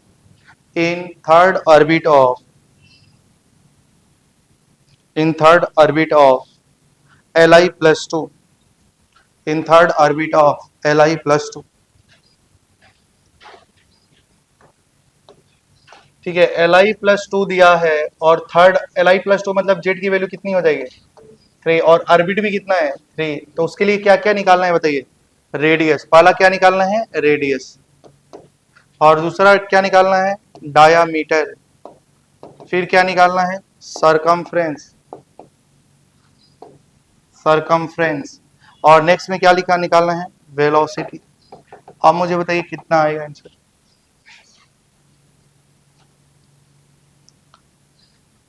radius का फॉर्मूला क्या है? 0.529 एन स्क्वायर बाई जेड होता है कि नहीं? किस में आता है? एंगस्ट्रॉन में आता है। तो रेडियस क्या हो जाएगा? 0.529 इंटू एन स्क्वायर, एन का वैल्यू कितना है? 3 का square, n square by Z, Z की वैल्यू कितनी है? 3। क्या ये फॉर्मूला आपको डायरेक्टली याद होना चाहिए ना? हाँ, 3 से 3 कट जाएगा, बताइए इसको मल्टीप्लाई करेंगे तो कितनी आएगी? क्या कितना आ रहा है बताइए? तो ये आ जाएगा 1.587 एंगस्ट्रॉन हो जाएगा ना। और डायमीटर क्या होता है, 2 टाइम्स रेडियस होता है कि नहीं, d is equal to 2r, diameter is equal to 2 times radius, हाँ 2 टाइम्स रेडियस, तो 2 इंटू 1.587 बताइए कितना आ जाएगा, कितना 174 एंगस्ट्रॉन। सरकमफ्रेंस, क्या सरकमफ्रेंस होता है, अच्छा बताइए। ऑर्बिट, ऑर्बिट का शेप कैसा होता है, सर्कुलर या स्फेरिकल, ऑर्बिट का शेप सर्कुलर, और सर्कुलर है तो उसका सरकमफ्रेंस क्या हो जाएगा 2 पाई आर, और 2 की वैल्यू, पाई की वैल्यू कितनी होती है 3.14, और रेडियस कितना आ गया भाई 1.587, तो वैल्यू कितनी आ रही है 10 एंगस्ट्रॉन के आसपास। क्या आप समझ पा रहे हैं।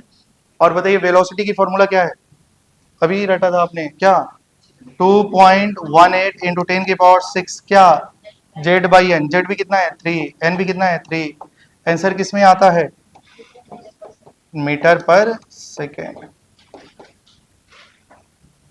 किसी को डाउट, ठीक है कॉपी कर लीजिए, क्योंकि आप लोग जानते हैं कि जो डायमीटर होता है, आप लोग जानते होंगे एक सर्कल होता है ना, ऐसे जानते हैं, और ये सर्कल का ये सेंटर होता है, सेंटर से ये डिस्टेंस क्या कहलाता है रेडियस, और ये भी क्या कहलाता है रेडियस, और इसी को क्या बोला जाता है डायमीटर।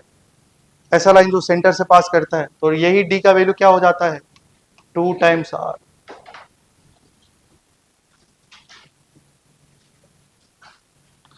ठीक है कॉपी हो गई। एक और क्वेश्चन जल्दी से लिख लेते हैं।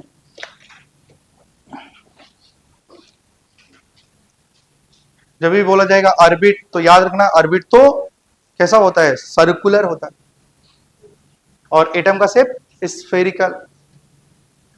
क्या यहां तक कॉपी हो गई, सब कोई कॉपी कर लिया, अभी लास्ट में कॉपी हो रही है ना। एक और क्वेश्चन करेंगे, 2 क्वेश्चन करेंगे, उसके बाद हम लोग पढ़ेंगे टाइम पीरियड और फ्रीक्वेंसी के बारे में, फिर पढ़ा जाएगा एनर्जी के बारे में, उसके बाद क्लास खत्म किया जाएगा।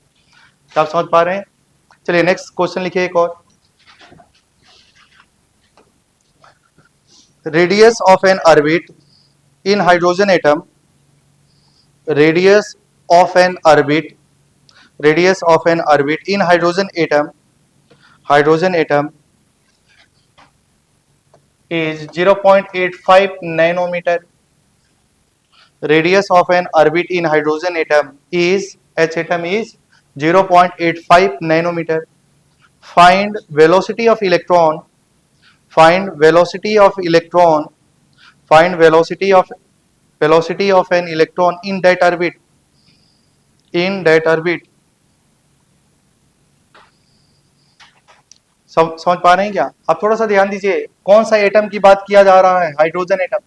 जब भी हाइड्रोजन एटम की बात करेंगे तो जेड की वैल्यू कितनी हो जाएगी 1, और उसकी रेडियस कितना दिया गया है बताइए, क्या रेडियस की वैल्यू कितना है 0.85 नैनोमीटर। और अब बताइए हमारा जो फॉर्मूला होता है रेडियस का 0.52 क्या होता है भाई 0.529 into N square by Z angstrom. क्या होता है रेडियस हमारी किसमें कैलकुलेट होती है एंगस्ट्रॉन में, ये किसमें दिया है नैनोमीटर। तो सबसे पहला काम होगा कि नैनोमीटर को एंगस्ट्रॉन में कन्वर्ट कर लिया जाए। क्या आप समझ पा रहे हैं, एक नैनोमीटर में कितना metre 10 to the power -9 metre, और एक एंगस्ट्रॉन में कितना metre 10 to the power -10 metre. मतलब कि नैनोमीटर को जब एंगस्ट्रॉन में चेंज करना है तो 10 से मल्टीप्लाई करना है। किससे मल्टीप्लाई करना है 10 से। तो देखो हमारा रेडियस की वैल्यू क्या होगी, अभी रुक जाइए देखिए, क्या इसको 10 से मैं डायरेक्टली मल्टीप्लाई कर दूं। चलो भाई 0.85 नैनोमीटर था इंटू 10 एंगस्ट्रॉन, तो हमारा रेडियस क्या हो जाएगा 8.5 एंगस्ट्रॉन। क्या आप समझ पा रहे हैं क्या, नैनोमीटर को किसमें चेंज कर रहे हैं आप लोग, हाँ नैनोमीटर को आप चेंज कर रहे हैं। जैसे देखो 1 nanometre divide by 1 angstrom, 1 nanometre का मतलब 10 की पावर -9 मीटर, 10 की पावर -10 मीटर, मीटर से मीटर कट जाएगा, 10 की पावर -9 प्लस 10, मैं सारा कैलकुलेट कर देता हूं ताकि तुम्हारा डाउट नहीं रहे भाई। और ये क्या हो जाएगा 10, अब 1 नैनोमीटर का मतलब क्या हो जाएगा 10 इंटू एंगस्ट्रॉन, हो जाएगा कि नहीं हो जाएगा।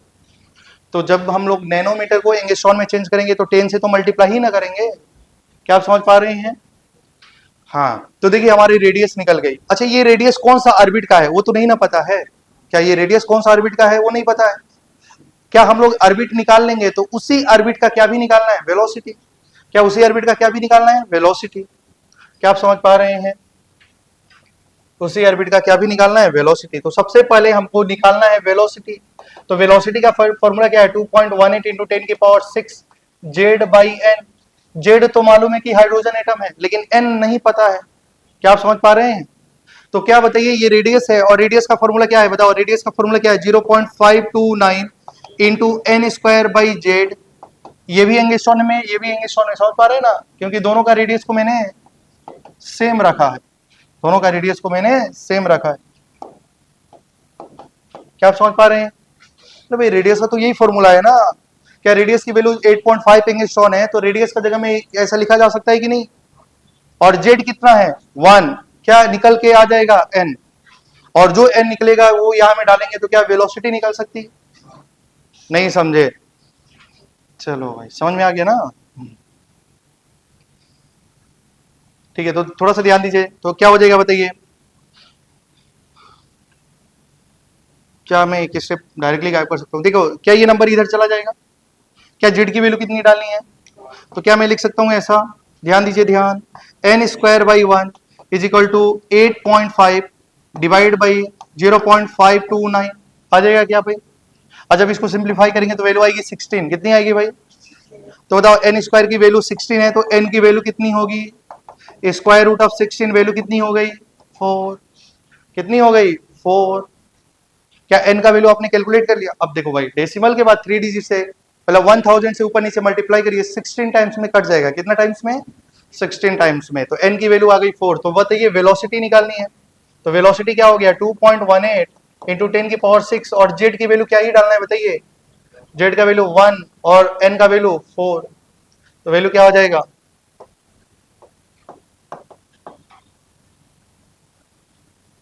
मतलब अप्रोक्सीमेट वेलोसिटी कितनी हो गई, 0.54 इंटू 10⁶ मीटर पर सेकेंड। समझ पा रही क्या? देखिए, आपको रेडियस नैनोमीटर में दिया था, लेकिन आपने रेडियस एंगस्ट्रॉन में निकाला है। यूनिट तो बिल्कुल याद होना चाहिए, और नैनोमीटर से एंगस्ट्रॉन में चेंज करने के लिए 10 से मल्टीप्लाई करना पड़ेगा। देखो, मैंने यहां पे कर दिया भाई।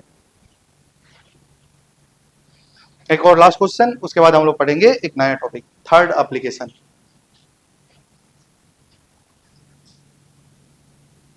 Radius ratio of two orbit, radius ratio of two orbit. ये आप लोग का थोड़ा जल्दी जल्दी कॉपी कर लीजिए, इसका पीडीएफ आपको भेज दिया जाएगा, है ना। तो चलिए, radius ratio of two orbit in a single electron species, in a single electron species is 9/4, is 9/4. Radius ratio of two orbit in a single electron species is 9/4. Then orbit may be, then orbit may be, देखिए radius ratio of two orbit, radius ratio of two orbit in a single electron species is 9/4, 9/4 है ना। तो orbit क्या क्या होगा कि उसका जो रेडियस रेशियो होगा वो अच्छा बताइए, सिंगल इलेक्ट्रॉन बोला है ना, मतलब जेड की वैल्यू कितनी, 1। जेड की वैल्यू कितनी, और रेडियस जो होती है वो directly proportional to N square होगा, क्योंकि जेड तो 1 है। थोड़ा सा ध्यान दो पहले इधर। देखो भाई, हमारा रेडियस जो होती है वो directly proportional to N square by Z होती है। अब बोला गया है इलेक्ट्रॉन कैसा है, सिंगल, मतलब जेड की वैल्यू 1, एटॉमिक नंबर 1, एक ही इलेक्ट्रॉन है, हाइड्रोजन मान सकते हैं। क्लियर है क्या? तो क्या जेड की वैल्यू 1 डालेंगे? तो बताओ, थोड़ा सा ध्यान दो, क्या हम उस केस में radius is directly proportional to N square लिखा जा सकता है कि नहीं? लिखा जा सकता है। अच्छा, आप थोड़ा सा ध्यान दीजिए, मतलब यहां में क्वेश्चन में दिया है radius of n2 orbit divide by radius of n1 orbit, मतलब दो ऑर्बिट का रेडियस का रेशियो। बोलो, क्लियर है ना भाई? क्या क्वेश्चन में दिया है ना, दो ऑर्बिट का रेडियस रेशियो। बताओ, क्या मैं ऐसा लिख सकता हूं क्या, n2 का स्क्वायर डिवाइड बाई n1 का स्क्वायर। मतलब दो ऑर्बिट हमको नहीं ना मालूम है कौन सा ऑर्बिट का रेडियस रेशियो 9/4 है, तो मैंने मान लिया n2 और n1 मान लिया। क्लियर है ना? और दोनों का रेडियस रेशियो बताओ, n2 का स्क्वायर अपॉन n1 का स्क्वायर होगा कि नहीं होगा? और अकॉर्डिंग टू क्वेश्चन, क्या दोनों का रेडियस रेशियो कितना दिया है, 9/4। क्या दिया है बोलिए, 9/4। क्या इसको हम लोग लिख सकते हैं 9/4? क्या ये रेडियस का रेशियो इतना है? क्या इसको मैं ऐसे लिख सकता हूँ क्या भाई, n2/n1 का होल स्क्वायर। क्या ये स्क्वायर इधर आएगा तो क्या ये स्क्वायर रूट ऑफ 9/4 हो जाएगा? क्या बताइए यहां से, N2 बाई N1 की वैल्यू क्या हो गई 3/2। मतलब कौन सा ऑर्बिट का जो रेशियो होगा वो 3/2 होगा, जो होगा वही हमारा आंसर हो जाएगा।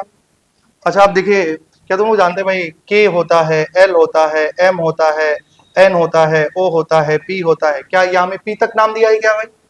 हाँ, के लिए एन का वैल्यू क्या होता है, देखो यहाँ में एन का वैल्यू 1 2 3 4 5 6, और वैल्यू क्या आनी चाहिए एन का, ऑर्बिट का रेशियो 3/2 आना चाहिए ना, 3:2 या 3/2 आना चाहिए। तो कब 3/2 आ सकता है? क्या ये एक बार देखो एम और एन, एक बार एम और एन लेंगे तो क्या एन की वैल्यू, ये एम और एन, एम ऑर्बिट और एन ऑर्बिट में जो रेशियो होगा उनका, ऑर्बिट का रेशियो होगा वो 3:2 होगा कि नहीं होगा? तो क्या ये आंसर तो हमारा एल एम होगा? क्या एल एम और ए है क्या, एम और एल, बोलो क्लियर है ना भाई? तो एक तो सही है। अच्छा आप थोड़ा सा ध्यान देंगे, क्या आप लोग ध्यान दे रहे हैं क्या, और थोड़ा सा ध्यान दे रहे हैं, पी और एन देखिए, पी और एन क्या इनका भाई 6:4 है ना? क्या 6/4 को टू से 2 3 बोलो क्लियर है क्या? क्या 3/2 भी आ सकता है? तो कौन कौन सा आंसर हो जाएगा? क्या इस केस में हमारा ऑर्बिट का भी रेशियो तो सेम ही आ रहा है क्या? ऐसे तो बहुत सारे एग्जांपल हो सकते थे, लेकिन जितना दिया है उसमें कौन सा आंसर सही है? डी। क्या आप समझ में आया नहीं आया?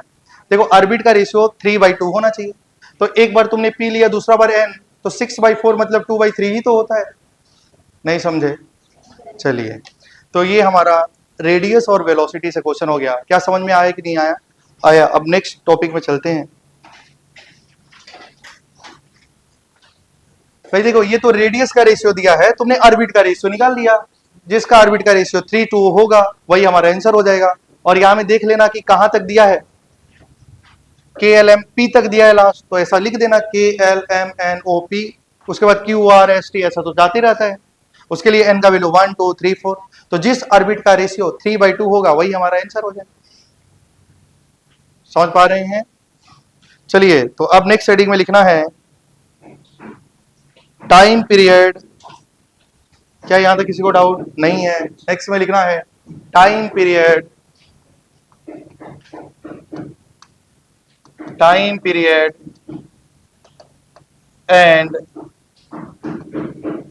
frequency of revolution of electron, time period and frequency of revolution of electron।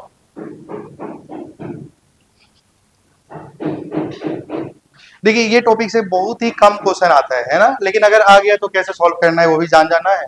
लेकिन हमारी जो इंपॉर्टेंट जो है वही है रेडियस, वेलोसिटी और एनर्जी, इससे बहुत कम क्वेश्चन आता है। अब थोड़ा सा ध्यान दीजिएगा, मान लो ये भाई हमारा एक ऑर्बिट है और ये न्यूक्लियस है, ये इलेक्ट्रॉन क्या करता है, न्यूक्लियस के चारों तरफ घूमता है। कौन सा पाथ में घूमता है? सर्कुलर पाथ में।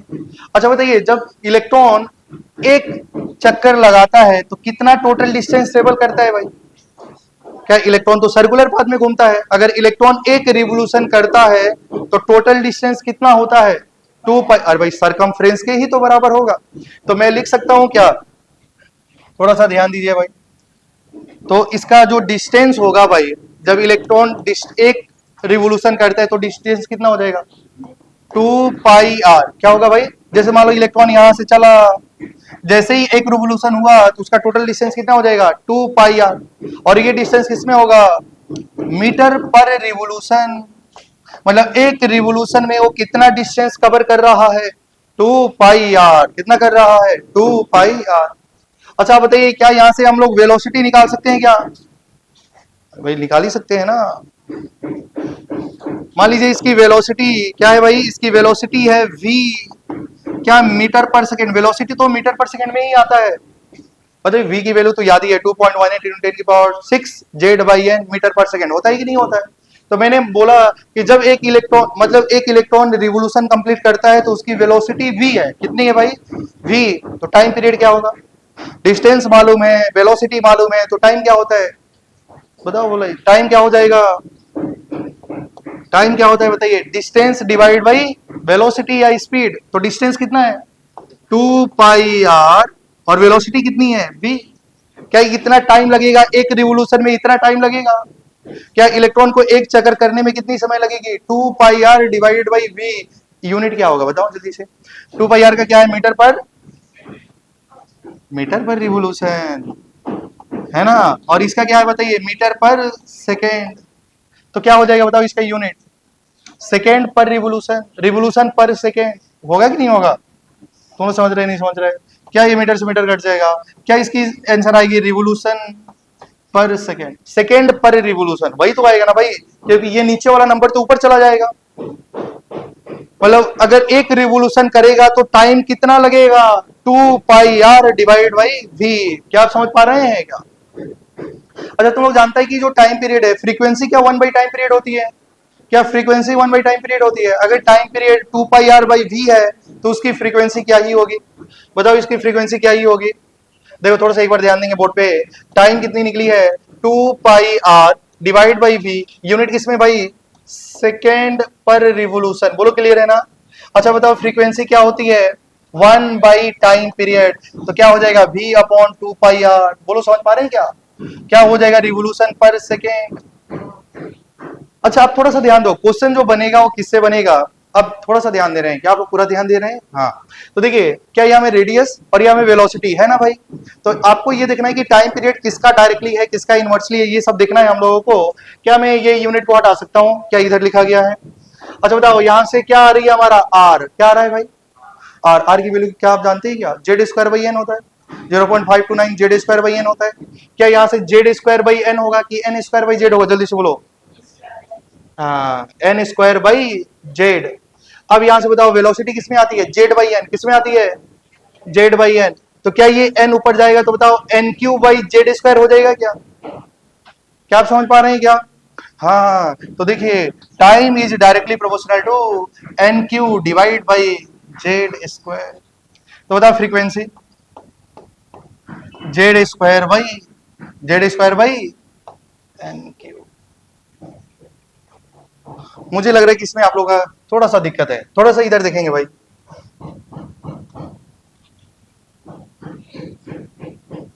देखिए इधर देखिए भाई बोर्ड पे, ये जो रेडियस होता है ना, अगर आपको याद होगा, ये रेडियस को आप लोग क्या लिखते थे? N square by Z. और ये वेलोसिटी को लिखते थे जेड बाई एन। चार नंबर है तो आप ऐसे लिख सकते हैं एन स्क्वायर बाई जेड। ये एन ऊपर चला जाएगा एन बाई जेड। तो यहां से हमारा निकल के आ रहा था n cube divide by Z square. मतलब जो टाइम पीरियड होती है वो एन क्यू, एन का सेल नंबर का क्यू होता है और जेड का स्क्वायर होता है। समझ पा रहे हैं क्या? अगर दो ऑर्बिट का, दो अलग अलग नंबर का टाइम पीरियड का रेशियो निकालना है तो ये फॉर्मूला को यूज करके हम क्वेश्चन को सॉल्व कर सकते हैं। भाई तुम समझा नहीं समझा? मतलब T1 बाई T2 क्या लिखा जाएगा बताओ जल्दी से? T1 by T2 T n का डायरेक्टली है और जेड का इनवर्सली है। तो T1 divide by T2 is equal to N1 का क्यू डिवाइड बाई N2 का क्यू इंटू Z2 का स्क्वायर डिवाइड बाई Z1 का स्क्वायर। लिख सकते हैं ऐसा? ओके।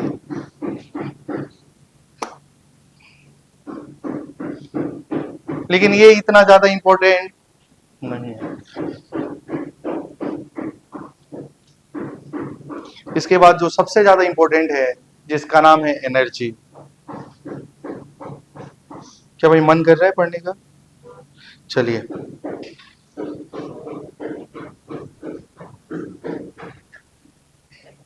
थोड़ा इसको कॉपी कर लीजिए। क्या बताइए फ्रीक्वेंसी, हमारा टाइम पीरियड भी किस किस पे डिपेंड कर रहा है? एन और जेड पे। एन और जेड पे। बस और आपको 20-25 मिनट पढ़ाए जाएंगे आज की क्लास के लिए ना। थोड़ा एनर्जेटिक होके आप लोग थोड़ा सा पढ़िए भाई, क्योंकि इसके बाद वाला जो टॉपिक है एनर्जी से रिलेटेड आपका 3 क्लासेस चलेगा सिर्फ और सिर्फ एनर्जी बेसिस पे। मतलब बहुत ज्यादा इंपॉर्टेंट है। क्या यहाँ पे कॉपी हो गया होगा? क्या सब कोई कॉपी कर लिया? आगे बढ़ते हैं। अब थोड़ा सा एक क्वेश्चन लिखेंगे भाई, चलिए लिखिए जल्दी से। Find find ratio of time period, find ratio of time period, find ratio of time period of electron, find ratio of time period of electron in first and second orbit of hydrogen atom, first and second orbit of hydrogen atom। क्या करना था भाई, time period का ratio निकालना है, मतलब T1/T2 निकालना है, टाइम पीरियड का रेशियो फर्स्ट और सेकेंड ऑर्बिट के लिए। और देखो हाइड्रोजन बोला है, हाइड्रोजन एटम के लिए तो जेड तो 1 ही होगा, मतलब T1/T2 is equal to N1 का क्यू डिवाइड बाई N2 का क्यू हो जाएगा। क्या आप समझ पा रहे हैं क्या? ठीक है, क्योंकि आप लोग जानते हैं कि जो टाइम पीरियड होती है भाई वो क्या होती है, N3/Z²। अब जेड तो 1 ही है, हाइड्रोजन एटम के लिए जेड का वैल्यू 1 होगा, क्योंकि हाइड्रोजन एटम बोला गया है, तो जेड की वैल्यू 1 होगा। अगर 1 होगा तो T directly proportional to n cube. समझ पा रहे हैं क्या? अगर ये एन क्यू का डायरेक्टली है तो मैं इसका तो रेशियो ही चाहिए, तो T1/T2 क्या लिख सकते हैं, N1 का क्यू डिवाइड बाई N2 का क्यू। और फर्स्ट ऑर्बिट में 1 होता है और सेकेंड ऑर्बिट में n की वैल्यू 2, तो 1 का क्यू 2 का क्यू 1/8। तो T1/T2 का जो रेशियो आएगा वो 1/8 आएगा, मतलब 1:8 आएगा। फ्रीक्वेंसी का बोला होता तो अभी भी कर सकते थे ना। चलिए बहुत अच्छी बात है। नेक्स्ट फोर्थ पॉइंट लिखिए भाई, energy of electron in an orbit.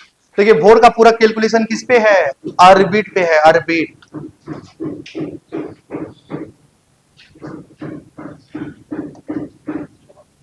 Energy of an electron in an orbit, ये कौन सा एप्लीकेशन है भाई, ठीक है। तो थोड़ा सा ध्यान दीजिए भाई, पूरा एनर्जेटिक होके देखेंगे। क्या हमारा जो एनर्जी होती है ई, इसी को टोटल एनर्जी बोला जाता है। और टोटल एनर्जी किस किस के बराबर होता है, kinetic energy plus potential energy के बराबर होता है कि नहीं होता है, बताइए।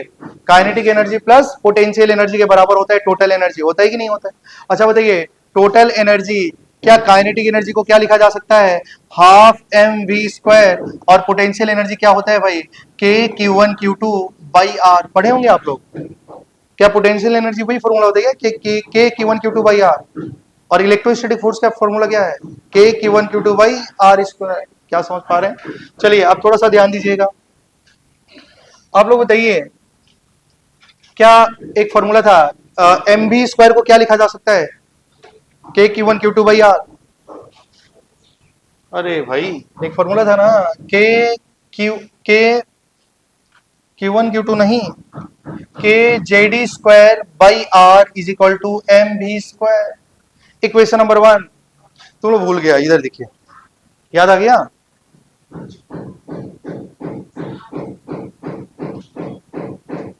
तो हम लोग यहाँ में यूज किए थे, देखिए mv² को kJD²/r लिख सकते हैं ना हम लोग ऐसा। हाँ तो वही फॉर्मूला को वहां में यूज करना है। और यहां में देखिए Q1, अब बताएंगे चार्ज Q1 का, Q1 क्या था बताइए, Q1 एक तो JD था, एक तो माइनस ही था, क्लियर है ना।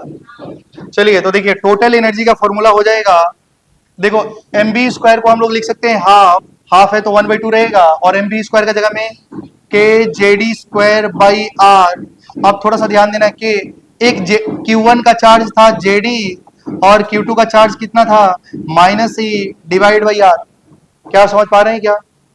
हाँ ठीक, बहुत अच्छी बात है अगर समझ पा रहे हैं। तो टोटल एनर्जी का फॉर्मूला देखिए क्या आ गया, half kZe²/r plus into minus JD²/r। देखो ये आधा है और ये भी 1 है, तो 1 में से हाफ को माइनस करेंगे, सॉरी हाफ में से 1 को माइनस करेंगे तो हाफ ही बचेगा। पॉजिटिव में बचेगा निगेटिव में बचेगा, क्या तुम श्योर है ना भाई, निगेटिव में बचेगा। जैसा देखिए थोड़ा सा ध्यान देंगे, क्या ये kJD²/r है, क्या ये भी kJD²/r है, ये है हाफ, और इसका आगे में कुछ भी नहीं है तो 1 है। तो हाफ में से देखो ये है हाफ और ये है 1, तो जब इसको माइनस करेंगे तो माइनस हाफ आ जाएगा। क्या समझ पा रहे हैं क्या? एक बार बोल दीजिए, सबको समझ में आ रहा है क्या? ठीक है, तो बचेगा माइनस हाफ, क्या बचेगा भाई, माइनस हाफ। तो देखिए टोटल एनर्जी की फॉर्मूला जो आ गई वो आ गई -12 kJD²/r। क्या समझ पा रहे हैं क्या? अच्छा देखिए अब यहाँ में एक अननोन है आर है ना भाई, क्या आर की फॉर्मूला आप लोग पहले भी निकाल चुके थे? क्या उस आर की वैल्यू को यहाँ में डाल देंगे तो हमारी क्या निकल जाएगी, टोटल एनर्जी। क्या निकल जाएगी, टोटल एनर्जी।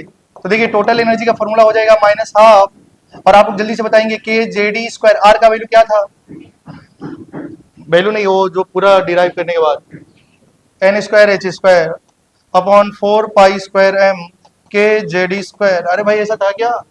और इस नंबर को जब डायरेक्ट ऊपर मल्टीप्लाई हो जाएगा ना ये, तो टोटल एनर्जी का फॉर्मूला क्या हो जाएगा, देखिए माइनस के जे D square 4 pi square M के जे डी स्क्वायर डिवाइड बाई क्या हो जाएगा भाई, टू टाइम्स क्या होगा बताइए, एन स्क्वायर एच स्क्वायर। अब थोड़ा सा ध्यान दे रहे हैं ऊपर में, देखो यहाँ में देखो सब कम कांस्टेंट ही है, कुछ कट रहे हैं ना, नहीं, के जेड और यहाँ में जेड, तो क्या हो जाएगा जेड स्क्वायर, और यहाँ में क्या है एन स्क्वायर। क्या आप समझ पा रहे हैं क्या? मतलब एक बार मुझे और लिखना होगा क्या, थोड़ा सा इधर देखिए,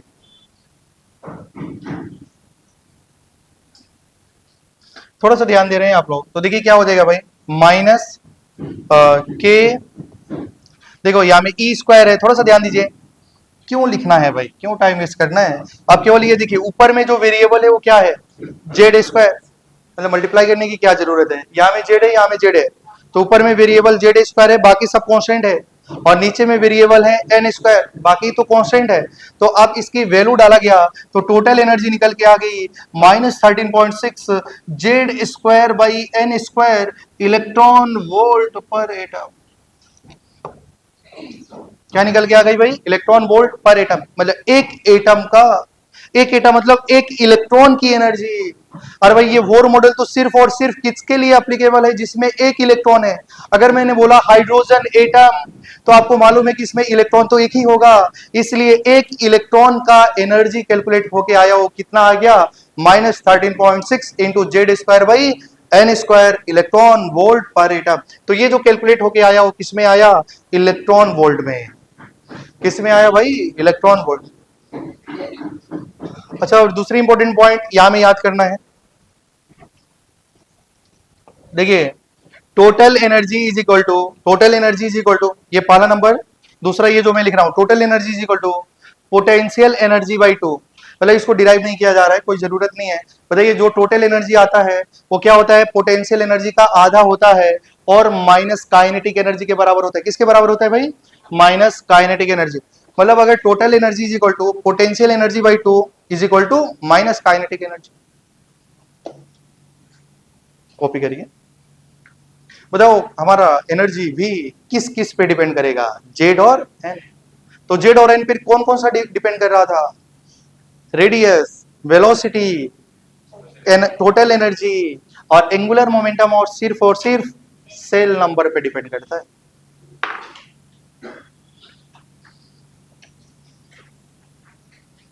अगर 2 इलेक्ट्रॉन का हमको एनर्जी चाहिए तो किससे मल्टीप्लाई कर देंगे, 2 से। 3 का चाहिए 3 से। समझ पा रहे हैं क्या, electron volt per atom, atom इसलिए लिखा गया है क्योंकि उस एटम में इलेक्ट्रॉन कितना ही होगा। बताइए इस मॉडल में, बोर मॉडल तो सिर्फ और सिर्फ किसके लिए वैलिड रहा भाई, जिसके पास सिंगल इलेक्ट्रॉन है। तो मैंने Li+2 एटम लिख दिया, तो उसमें इलेक्ट्रॉन तो एक ही ना होगा, तो इसको आप क्या भी लिख सकते थे, इलेक्ट्रॉन वोल्ट पर इलेक्ट्रॉन, मतलब एक इलेक्ट्रॉन का एनर्जी कैलकुलेट हुआ है। अच्छा, जूल पर एटम में चाहिए तो क्या करेंगे, इलेक्ट्रॉन वोल्ट को जूल में कन्वर्ट कर देंगे। अरे भाई कर देंगे ना।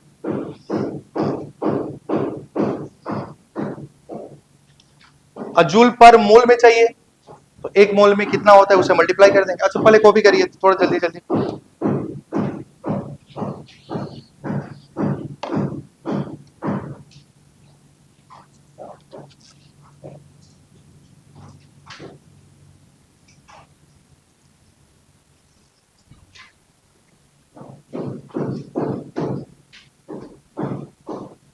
अगर बोल देगा कि टोटल एनर्जी का एक्सप्रेशन क्या है, अगर नीट का एग्जाम में आ गया तो छोड़ ही देना भाई।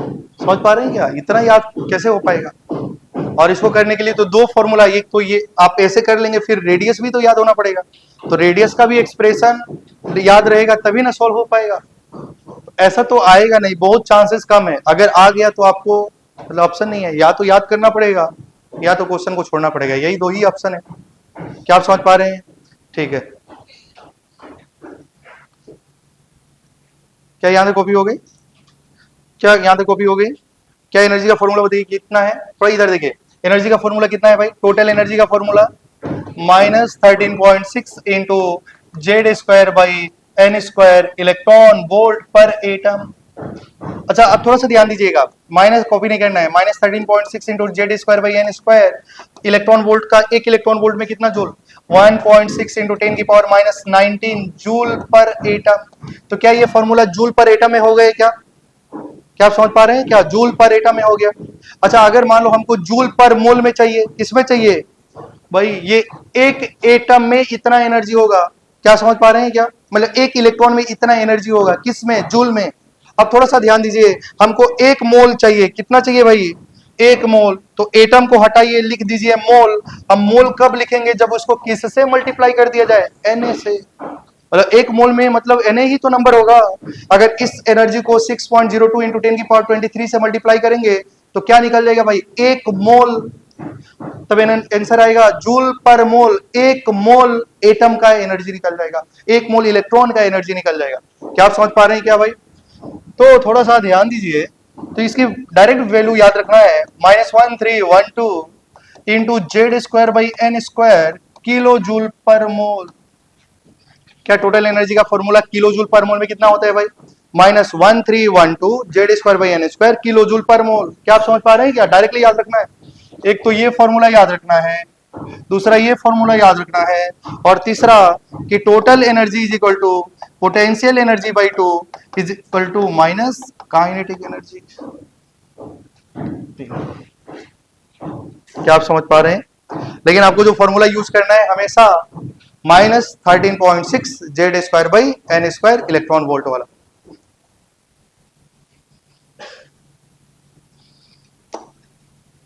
क्या आप समझ पा रहे हैं, एक क्वेश्चन लिखिए भाई, मैं तीनों फॉर्मूला को थोड़ा रिलेट करा दूं।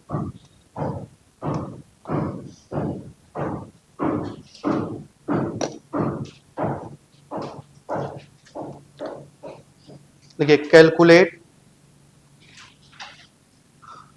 Calculate total energy, calculate total energy comma potential energy, calculate total energy comma potential energy and kinetic energy in in in fourth orbit of Be+3 beryllium +3 Be+3। आपको क्या निकालना है भाई, kinetic energy, total energy, potential energy, सब calculate करना है। कौन सा एटम दिया गया है बताइए तो, बेरिलियम+3। बताइए इसके लिए एटॉमिक नंबर कितना है, कितना है, 4। और आपको क्या बोला गया है, क्या निकालना है, कैलकुलेट द फोर्थ ऑर्बिट, कौन सा ऑर्बिट के लिए निकालना है, फोर्थ ऑर्बिट।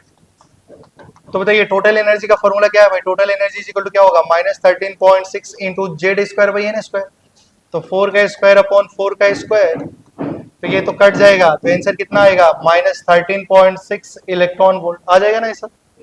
अच्छा बताइए, अब टोटल एनर्जी का डबल पोटेंशियल एनर्जी होगा, सोचो भाई, total energy equal to potential energy by 2, तो 2 से जब मल्टीप्लाई करेंगे तो 2 into total energy equal to potential energy. अरे भाई, potential energy equal to 2 times total energy होगा, तो बताइए क्या हो जाएगा, 2 इंटू 13.6 इलेक्ट्रॉन वोल्ट, तो बताइए कितना हो जाएगा, कितना हो जाएगा भाई, -27.2 इलेक्ट्रॉन वोल्ट।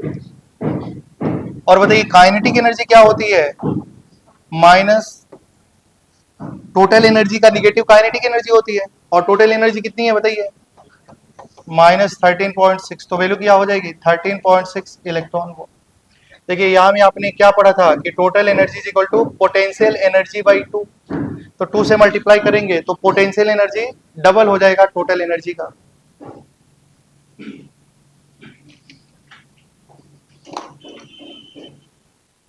क्या समझ पा रहे हैं, चलिए एक और क्वेश्चन करते हैं, कैलकुलेट, पहले कॉपी कर लीजिए,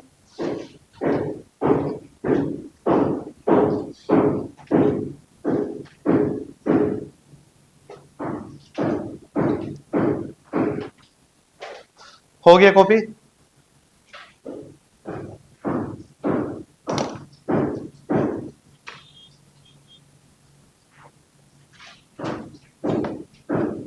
लिखिए question, calculate energy of electron, calculate energy of electron in calculate energy of electron in first comma second comma third comma fourth comma fifth and infinite orbit of hydrogen atom.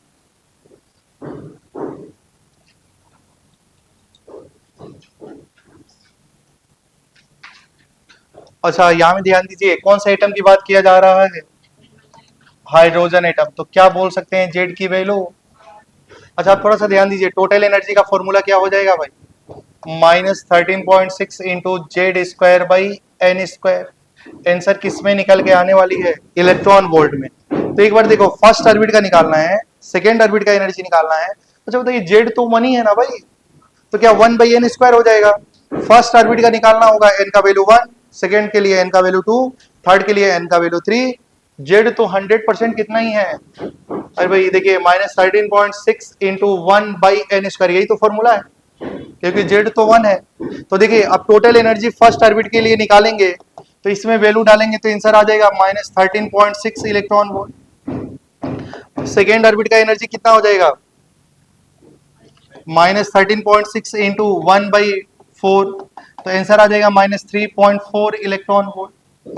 Third orbit का निकालेंगे तो क्या हो जाएगा भाई? -13.6 into 9, कितना हो जाएगा?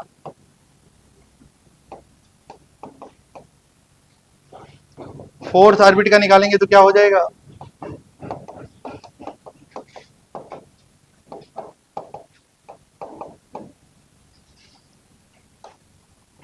और फिफ्थ ऑर्बिट का निकाला जाएगा तो भाई -13.6 इंटू 25, और इंफिनिटी ऑर्बिट का निकाला जाएगा तो एनर्जी कितनी आ जाएगी? 0।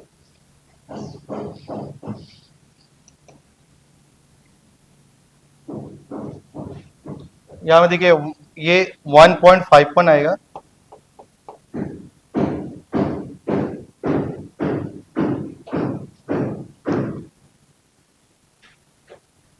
फर्स्ट ऑर्बिट की एनर्जी -13.6, सेकेंड ऑर्बिट की एनर्जी -3.4, और थर्ड ऑर्बिट की एनर्जी -1.51 इलेक्ट्रॉन वोल्ट, और फोर्थ ऑर्बिट की -0.85 इलेक्ट्रॉन वोल्ट, और फिफ्थ ऑर्बिट की एनर्जी -0.85, और इनफाइनाइट ऑर्बिट की एनर्जी 0।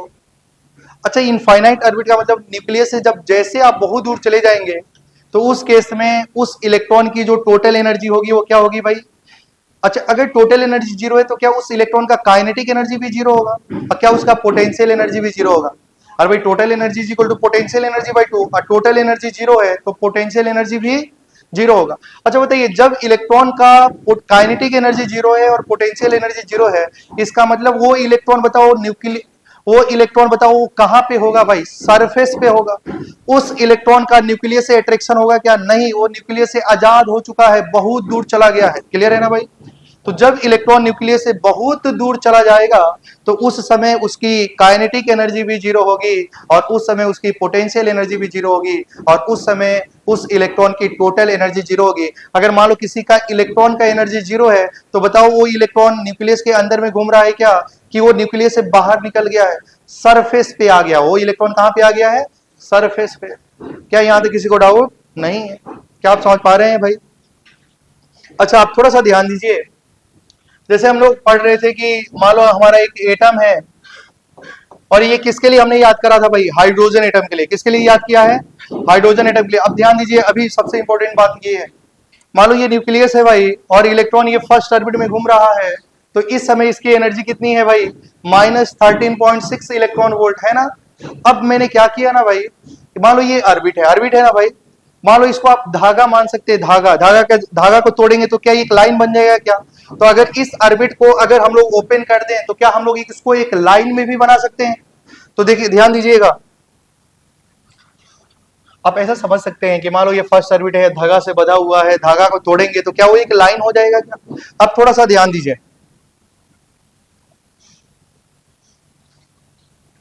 जैसे मान लो हमारा क्या हो गया, ये हमारा एक फर्स्ट ऑर्बिट हो गया भाई, ये हमारा सेकेंड ऑर्बिट हो गया, ये हमारा थर्ड ऑर्बिट है और ये हमारा फोर्थ ऑर्बिट है, ये हमारा फिफ्थ ऑर्बिट है, ठीक है। और जैसे जैसे हम लोग ऊपर जाएंगे तो ये हमारा क्या है भाई, इनफाइनाइट ऑर्बिट है। और ये हमारा क्या है, न्यूक्लियस। ये किसके लिए है भाई, हाइड्रोजन एटम के लिए। मान लो ये जो गोला गोला था ना, मैंने उसको ओपन करके ऐसा बना दिया, ये फर्स्ट ऑर्बिट, ये सेकेंड ऑर्बिट, ये थर्ड ऑर्बिट, ये फोर्थ ऑर्बिट, ये फिफ्थ ऑर्बिट। क्या आप समझ पा रहे हैं क्या? ये फर्स्ट ऑर्बिट है, ये n इज इक्वल टू 1 है, क्या ये n इज इक्वल टू 2 है, ये n इज इक्वल टू 3 है, ये n इज इक्वल टू 4 है, और ये n इज इक्वल टू 5 है, और ये n is equal to infinite. मतलब इलेक्ट्रॉन कहाँ पे आ गया है भाई, सरफेस पे आ गया है। कहाँ पे आ गया है, सरफेस पे। अब थोड़ा सा ध्यान दीजिएगा, इस समय इसकी एनर्जी कितनी थी भाई, इस समय इसकी एनर्जी कितनी थी, -13.6। कितनी थी भाई, -13.6। और इस समय इस इलेक्ट्रॉन की एनर्जी कितनी है, -3.4 इलेक्ट्रॉन वोल्ट। और इसकी कितनी थी, -1.51 इलेक्ट्रॉन वोल्ट। इस समय इसकी कितनी थी, -0.85 इलेक्ट्रॉन वोल्ट। और इस समय इसकी एनर्जी कितनी थी भाई, -0.54 इलेक्ट्रॉन वोल्ट। और इस समय इसकी एनर्जी कितनी थी, 0। अब क्या देख रहे हैं कि जैसे जैसे न्यूक्लियस से दूर जा रहे हैं, एनर्जी बढ़ रही है घट रही है, बताओ। जैसे जैसे न्यूक्लियस से तुम दूर जा रहा है, एनर्जी बढ़ रही है कि घट रही है, बढ़ बढ़ रही है घट रही है, दोनों बोलो। कम हो रही है कि बढ़ रही है, देखो देखो 13.6 3.4, बढ़ रही है घट रही है, मतलब बढ़ रही है, वही देखना था। आगे में माइनस लिखा गया है, माइनस का मतलब वो छोटी हो जाएगी, है ना भाई। मतलब बताइए किसकी एनर्जी सबसे कम है, किसकी एनर्जी मिनिमम है, फर्स्ट वाला ऑर्बिट का। क्या इस ऑर्बिट की एनर्जी, क्या इस समय इसकी एनर्जी बताइए, क्या इसकी टोटल एनर्जी मिनिमम है। और जिस समय एनर्जी मिनिमम होता है उस समय स्टेबिलिटी उसकी मैक्सिमम हो जाएगी। क्या इसकी स्टेबिलिटी कैसी हो जाएगी, मैक्सिमम। तो बताइए इलेक्ट्रॉन कहाँ रहना चाहेगा, अरे भाई इलेक्ट्रॉन वहां रहना चाहेगा जहां में वो स्टेबल है। और इलेक्ट्रॉन कहाँ में स्टेबल है, न्यूक्लियस का पास वाला ऑर्बिट में। और इसी ऑर्बिट को बोलते हैं ग्राउंड स्टेट। क्या बोलते हैं भाई, ग्राउंड स्टेट। ये क्या है भाई, ग्राउंड स्टेट। मतलब इलेक्ट्रॉन, ध्यान से सुनेंगे, न्यूक्लियस के पास वाला जो ऑर्बिट है उसकी एनर्जी मिनिमम है। जिसकी एनर्जी मिनिमम होती है उसकी स्टेबिलिटी मैक्सिमम होती है। अगर इलेक्ट्रॉन स्टेबल कहाँ में है, फर्स्ट ऑर्बिट में है, इसलिए इलेक्ट्रॉन रहना कहाँ चाहेगा, फर्स्ट ऑर्बिट में। उसको हम लोग बोलते हैं ग्राउंड स्टेट में। इलेक्ट्रॉन कहाँ रहना चाहेगा भाई, ग्राउंड स्टेट में। इलेक्ट्रॉन तो एक ही है ना भाई, इलेक्ट्रॉन फर्स्ट में रहेगा, सेकंड में रहेगा, थर्ड में रहेगा, फोर्थ में रहेगा। अरे भाई इलेक्ट्रॉन वहां रहेगा जिसकी एनर्जी कम है, और एनर्जी कम किसकी होती है, ग्राउंड स्टेट की। क्या आप समझ पा रहे हैं क्या? अच्छा मान लो इलेक्ट्रॉन यहां में आ गया, इसको बोलते हैं फर्स्ट एक्साइटेड स्टेट। क्या बोला जाता है भाई, फर्स्ट एक्साइटेड स्टेट। मतलब इलेक्ट्रॉन एक्साइट कर गया, तो इसको क्या बोला जाता है, सेकेंड एक्साइटेड स्टेट। मतलब ग्राउंड स्टेट को छोड़ के बाकी ये जो लिखा गया है ये सब क्या है, एक्साइटेड स्टेट। क्या लिखा गया है भाई, एक्साइटेड स्टेट। अगर मैं बात करूं फर्स्ट एक्साइटेड स्टेट, मतलब वो कौन सी ऑर्बिट की बात किया जा रहा है, अरे भाई फर्स्ट एक्साइटेड स्टेट का मतलब कौन सा orbit, second orbit. Second excited state कौन सा ऑर्बिट, थर्ड ऑर्बिट। उसी प्रकार भाई जो भी एक्साइटेड स्टेट बोला जाए, क्या उसमें +1 ऐड कर दो तो ऑर्बिट निकल जाएगा। अगर मैं बोलूं सेवेंथ एक्साइटेड स्टेट, मतलब कौन सी ऑर्बिट की बात किया जा रहा है, 8 ऑर्बिट का। उसी प्रकार बोला जाए nth एक्साइटेड स्टेट, कौन सी ऑर्बिट की बात किया जा रहा है, n+1 ऑर्बिट की बात किया जा रहा है। क्या आप समझ पा रहे हैं क्या भाई? थोड़ा सा ध्यान दीजिए, क्या आप लोग ध्यान दे रहे हैं? हाँ बहुत अच्छी बात है, अब थोड़ा सा ध्यान दो। हम लोग जैसे जैसे न्यूक्लियस से दूर जा रहे हैं, एनर्जी बढ़ रही है। और किसकी एनर्जी सबसे कम है, ग्राउंड स्टेट की। बाकी इसके ग्राउंड स्टेट को छोड़ के सबको क्या बोला जाता है, एक्साइटेड स्टेट। क्या आप समझ पा रहे हैं क्या? अच्छा आप थोड़ा सा ध्यान दे रहे हैं कि यहाँ में जो गैप है भाई, यहाँ में गैप है। अच्छा बताइए, थोड़ा सा ध्यान देंगे, इलेक्ट्रॉन बताइए लोअर से हायर में जाते हैं। जब इलेक्ट्रॉन क्या क्या हो रहा है भाई, ये लोअर एनर्जी है, ये हायर एनर्जी है। तो जब भी एनर्जी का गैप निकालना है, एनर्जी का चेंज निकालना है, तो बताइए वो एनर्जी का चेंज कैसे निकाला जाता है, हायर माइनस लोअर या लोअर माइनस हायर। जब भी चेंज किसी का निकालते हैं तो क्या हायर वैल्यू से लोअर वैल्यू को माइनस करते हैं। तो बताइए क्या इसकी एनर्जी कम है ना भाई, क्या इसकी एनर्जी ज्यादा है, तो इसका जो गैप होगा वो कितना होगा, एनर्जी। अच्छा बताइए क्या इसका इन दोनों का गैप निकालना है, तो बताओ energy of 1 minus energy of 2 लिखा जाए या energy of 2 minus energy of 1 लिखा जाए। अरे भाई बोलिए क्या लिखा जाए, किसकी एनर्जी ज्यादा है, E1 की एनर्जी ज्यादा है या E2 की एनर्जी ज्यादा है? E2 की ज्यादा है, E1 का कम है, तो जब भी डिफरेंस निकालना है तो क्या लिखना पड़ेगा, E2 माइनस E1। समझ पा रहे हैं क्या आप लोग? E2 माइनस E1 कितनी आ गई भाई, 10.2 इलेक्ट्रॉन वोल्ट।